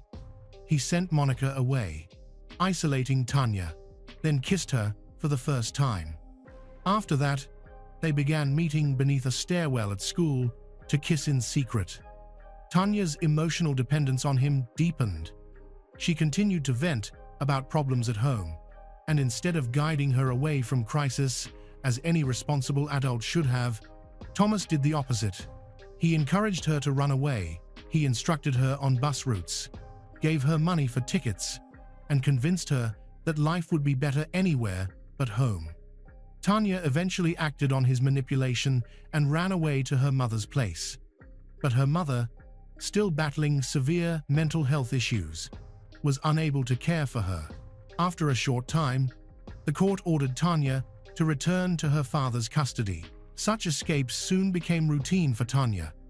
Each time she disappeared, her father contacted the police and filed a missing person report. But after so many repeated incidents, officers gradually stopped treating her cases with urgency. Feeling cornered and convinced she could no longer return to her mother's home, Tanya confided in her 38-year-old boyfriend, Thomas Hose. He then suggested she stay with him for a while, and she agreed. On January 28, 1996, Thomas brought Tanya to his parents' house. He locked her inside a small upstairs room, where she spent long hours with no access to a bathroom. Using strict control and manipulation, He managed to hide her presence entirely from his parents. He even threatened his teenage son, Justin, into keeping silent. Justin eventually confided in a neighbor named Judy Sokol, who met Tanya herself and firmly told her the relationship was dangerous, unacceptable, but Tanya refused to listen. She believed she had nowhere else safe to go, and Thomas had successfully convinced her he was the only one who cared. Still desperate to return to her mother, Tanya reached out to her uncle Greg for help. He agreed to drive her to a nearby town, but during the trip, he attempted to abuse her. Tanya escaped and ran into a convenience store, where she called her mother in tears. But because of a standing court order, her mother insisted she return to her father's home. With no other option, Tanya obeyed. When she arrived, she told her father what Greg had done, but neither he nor Joanne believed her. They dismissed her accusation outright, leaving Tanya feeling completely abandoned. When Tanya went missing yet again shortly afterward, her father reported it to the police, but the case was lost among dozens of similar reports. Meanwhile, Thomas decided to move Tanya permanently into his own home. To make her harder to recognize, he demanded she dye her hair, and the plan worked. Frustrated by law enforcement's inaction, Tanya's father contacted social services to investigate, suspecting that Tanya's biological mother might be hiding her. During their review, social workers discovered from Tanya's diary entries that she frequently called Thomas and Judy. Judy told investigators she knew Tanya only casually, downplaying her involvement. Inside Thomas's home, Tanya became a ghost, forced to hide her existence from everyone. She spent nearly all her time locked in a small upstairs room. Justin lived next door, and Thomas fed Tanya leftovers from dinner. Every night, he led her secretly to the basement to shower, and then abuse her. He forced Tanya to document each assault in a notebook, treating the abuse as something to boast about to co-workers. Shockingly, none of them reported the conversations. Through relentless psychological manipulation, Thomas convinced Tanya that he had rescued her, that he was the only one protecting her from a cruel world. She began to believe it. Within the first year of captivity, Tanya developed severe anorexia from long-term malnutrition. She suffered from psoriasis, leaving painful patches and scars on her skin due to lack of treatment. She frequently experienced headaches, body aches, and tooth pain. Thomas ignored every medical need. He never took her to a doctor. By the end of the year, she contracted an infectious disease but went untreated, and when she told him, he threatened to kill her if she infected Justin or him. From that moment on, Tanya lived in constant terror. By October 1996, Tanya had finally reached a breaking point. She wanted to leave, to reclaim some part of the life she had lost. But Thomas refused to let her go. He threatened to kill her if she ever tried. When Tanya developed conjunctivitis, Thomas refused to get her treatment. Her eyes were swollen shut for nearly 2 weeks before the infection slowly resolved on its own. When she caught a cold, he locked her inside a closet. Every illness, every discomfort, every basic human need was met with cruelty. Under these conditions, Tanya's mental state deteriorated rapidly. Yet she clung to the belief that Thomas was the only adult who cared about her. During her captivity, Tanya and Justin, the boy 2 years younger than her, grew close in the way children trapped in the same nightmare might. They could talk, laugh occasionally, and share a sliver of normalcy. But even that fragile connection was poisoned. Justin grew jealous of the attention Tanya received from his father, and as he got older, he tried to abuse himself on her. She managed to stop him only by threatening to tell Thomas. Meanwhile, her living conditions were so degrading that on her 16th birthday, Tanya's only wish was a simple hot bath. Instead, Thomas handed her a chocolate bar, as if that were a substitute for humanity. Over time, her health collapsed 5 years after she disappeared. Tanya's mother managed to piece together phone records showing that Tanya had been calling and texting Thomas regularly before vanishing. She phoned Thomas desperately, hoping for answers. He denied everything, insisting he had no idea where Tanya was. Tanya, listening silently in the background, felt a flicker of hope, knowing her mother was still searching for her. But Thomas immediately twisted the moment, telling her that her mother didn't care about her anymore. Still, Tanya's mother refused to give up. She contacted police and reported the strange pattern of communications with the school security guard. Thomas's name raised red flags. The same man worked at the school Tanya had attended, and his behavior was suspicious. Then came an anonymous call reporting that someone was being held captive inside Thomas's home. Patrol officers arrived that evening, but Thomas stepped outside, blocked their entry. He claimed his elderly parents were asleep and he didn't want them disturbed. At that moment, Tanya was crouched in the basement, hidden inside a cardboard box as Thomas had ordered. Shockingly, the officers did not insist on searching. They apologized for the inconvenience and returned to their patrol. By then, Tanya's father had rebuilt his life elsewhere. He and his second wife purchased a house in another town in Pennsylvania and moved away, unaware that Tanya had been living as a prisoner less than an hour from them. When Thomas saw an advertisement showing that Tanya's father's old house was for sale, he deliberately pointed it out to Tanya, using it as yet another piece of evidence that everyone had abandoned her. He insisted that only he cared about her now. Strangely, after that moment, his tactics shifted. Instead of threatening to kill her, he began threatening to kill himself.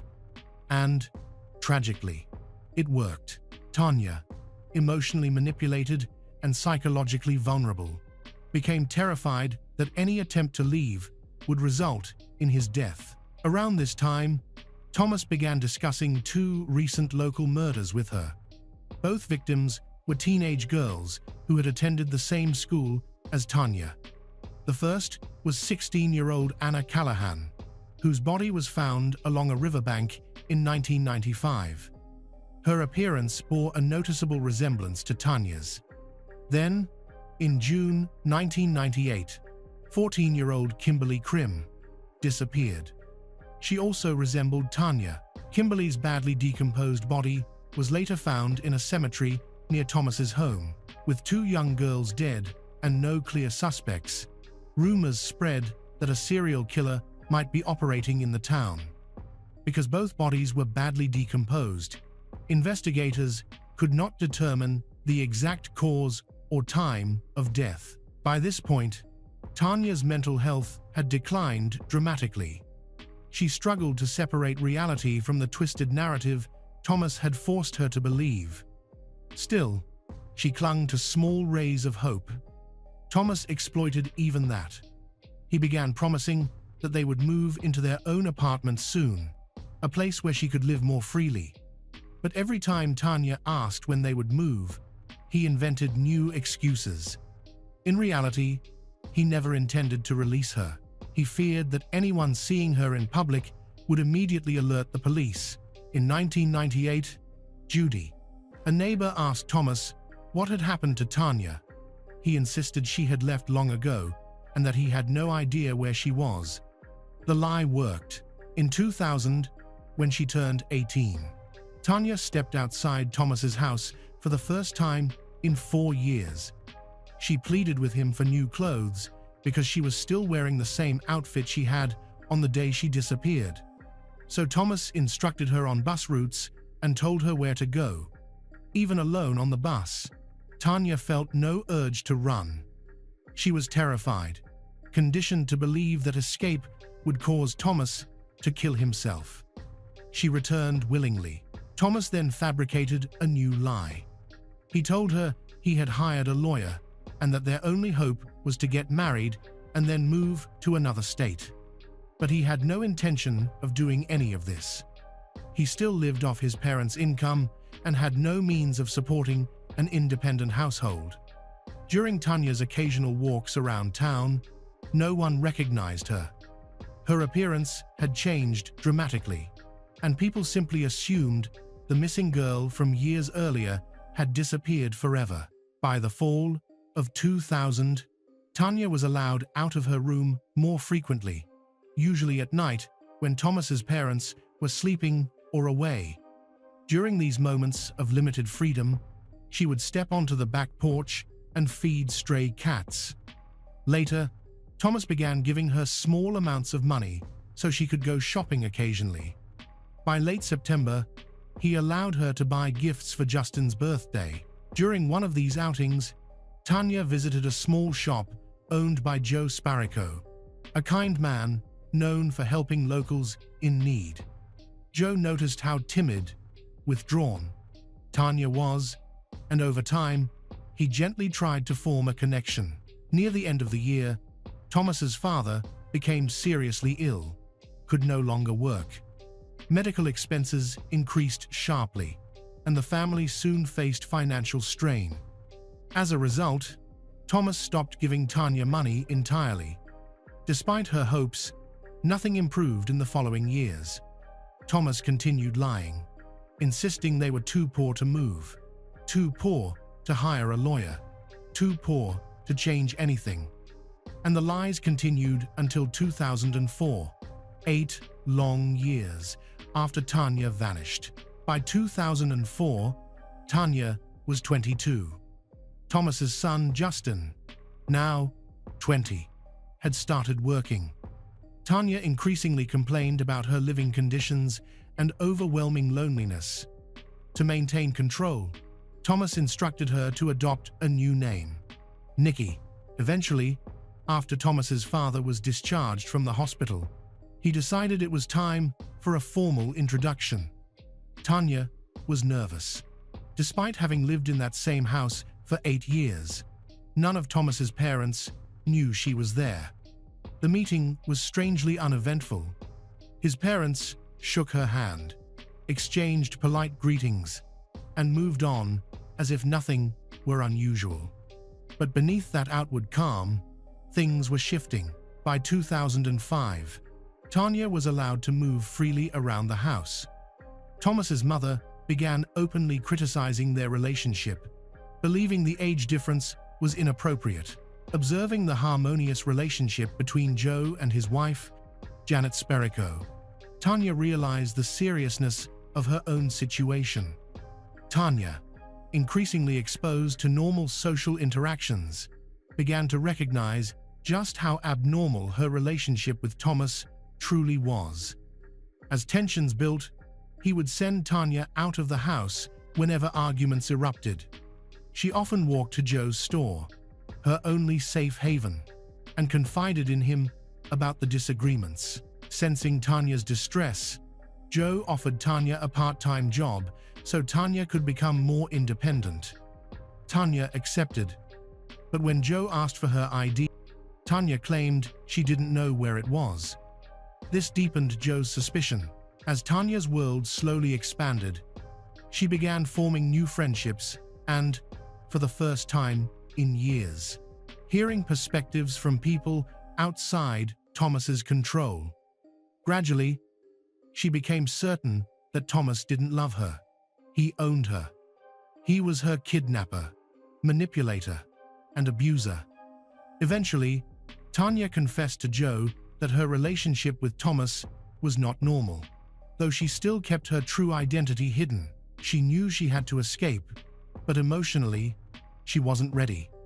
She told herself she would leave after spending one last Christmas with Thomas's family. But when the holiday passed, she still couldn't gather the courage. Even so, she began planning more seriously. During one of her walks, she noticed a man staring at her. Only when she looked closer did Tanya recognize him. The police officer, who had repeatedly returned her home during her early escape attempts and who had investigated her disappearance. But the psychological grip Thomas held over her was still too strong. She couldn't approach him. Finally, on March 21, 2006, Tanya walked into Joe's shop and, trembling, told him the truth. Every detail, every year of captivity. Joe remained calm, instructed Tanya to return home, act as she normally would, and promised she would handle everything. He contacted the police and told them he knew where the missing girl, Tanya Nicole Koch, was. Shockingly, they told him to call back the next day because the department was too busy. Refusing to wait, Joe reached out to a law enforcement friend who agreed to intervene immediately. That evening, Tanya returned home and tried to behave exactly as she had for the past decade. Quiet, obedient, invisible. But inside, she was shaking. Moments later, a knock sounded at the door. Tanya rushed to open it. Police officers stood on the porch. Before they could say anything, she blurted out, "I'm Tanya Koch. I've been held captive since I was 14. Officers stepped inside and arrested Thomas Hose. Strangely, when Thomas's mother was informed that her son had kept a teenage girl hidden in their home for 10 years, she reacted with unnerving calm. She didn't cry or express shock. She simply walked into the kitchen and stared out the window. The reaction raised immediate suspicions that the entire family might have known Tanya had been upstairs all along. But nothing could ever be conclusively proven. As the police handcuffed Thomas and led him out of the house, he turned to Tanya and shouted that she was his traitor. Tanya's father was notified that his daughter had been found after 10 years, 1 month, and 11 days. He rushed to bring her home. In 2007, Thomas Hose pleaded guilty to a long list of charges, including abuse, endangering the welfare of a minor, corruption of a minor, interference with child custody, and several related offenses. Notably, he was not charged with kidnapping, as Tanya had left her home and gone with him voluntarily at age 14. He was sentenced to 15 years in prison. His neighbor, Judy Sokol, who had helped cover up Tanya's presence, received 6 to 23 months in prison. As a hairdresser, she dyed Tanya's hair so she wouldn't be recognized and lied to police when they first came to the door. Shortly after Tanya's disappearance was reported. After her rescue, Tanya filed a lawsuit against the city and police for their lack of action, but the case was dismissed. In McKeesport, reactions to Tanya's story were sharply divided. Some residents sympathized with her. Others believed she had stayed with Thomas willingly for 10 years, shouting insults at her on the street and blaming her for not escaping earlier. Even her closest friends struggled to understand why she hadn't run away when she had opportunities, whether alone in the house or out shopping. Psychologists later noted this was classic Stockholm Syndrome, a condition in which victims become emotionally attached to their captors and lose the ability to act autonomously. On top of the emotional trauma, Tanya's health had deteriorated severely. She was hospitalized and diagnosed with several conditions, including severe spinal curvature, confusional syndrome, vision deterioration, complex PTSD, social anxiety disorder. Doctors also discovered long-term gynecological injuries and told her she would never be able to have children. Despite everything, Tanya refused to give up. In 2008, she began a relationship with a man named Carl. 10 years later, they married. Today, Tanya works as a human rights advocate, speaking out for missing and exploited children. In 2017, she published a memoir detailing the horrors of her captivity. Thomas Hose served his full 15-year sentence and was released in 2022. He is now a registered abuse offender.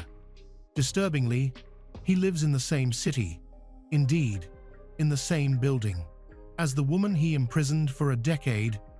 Tanya admitted she still fears the possibility of running into him on the street.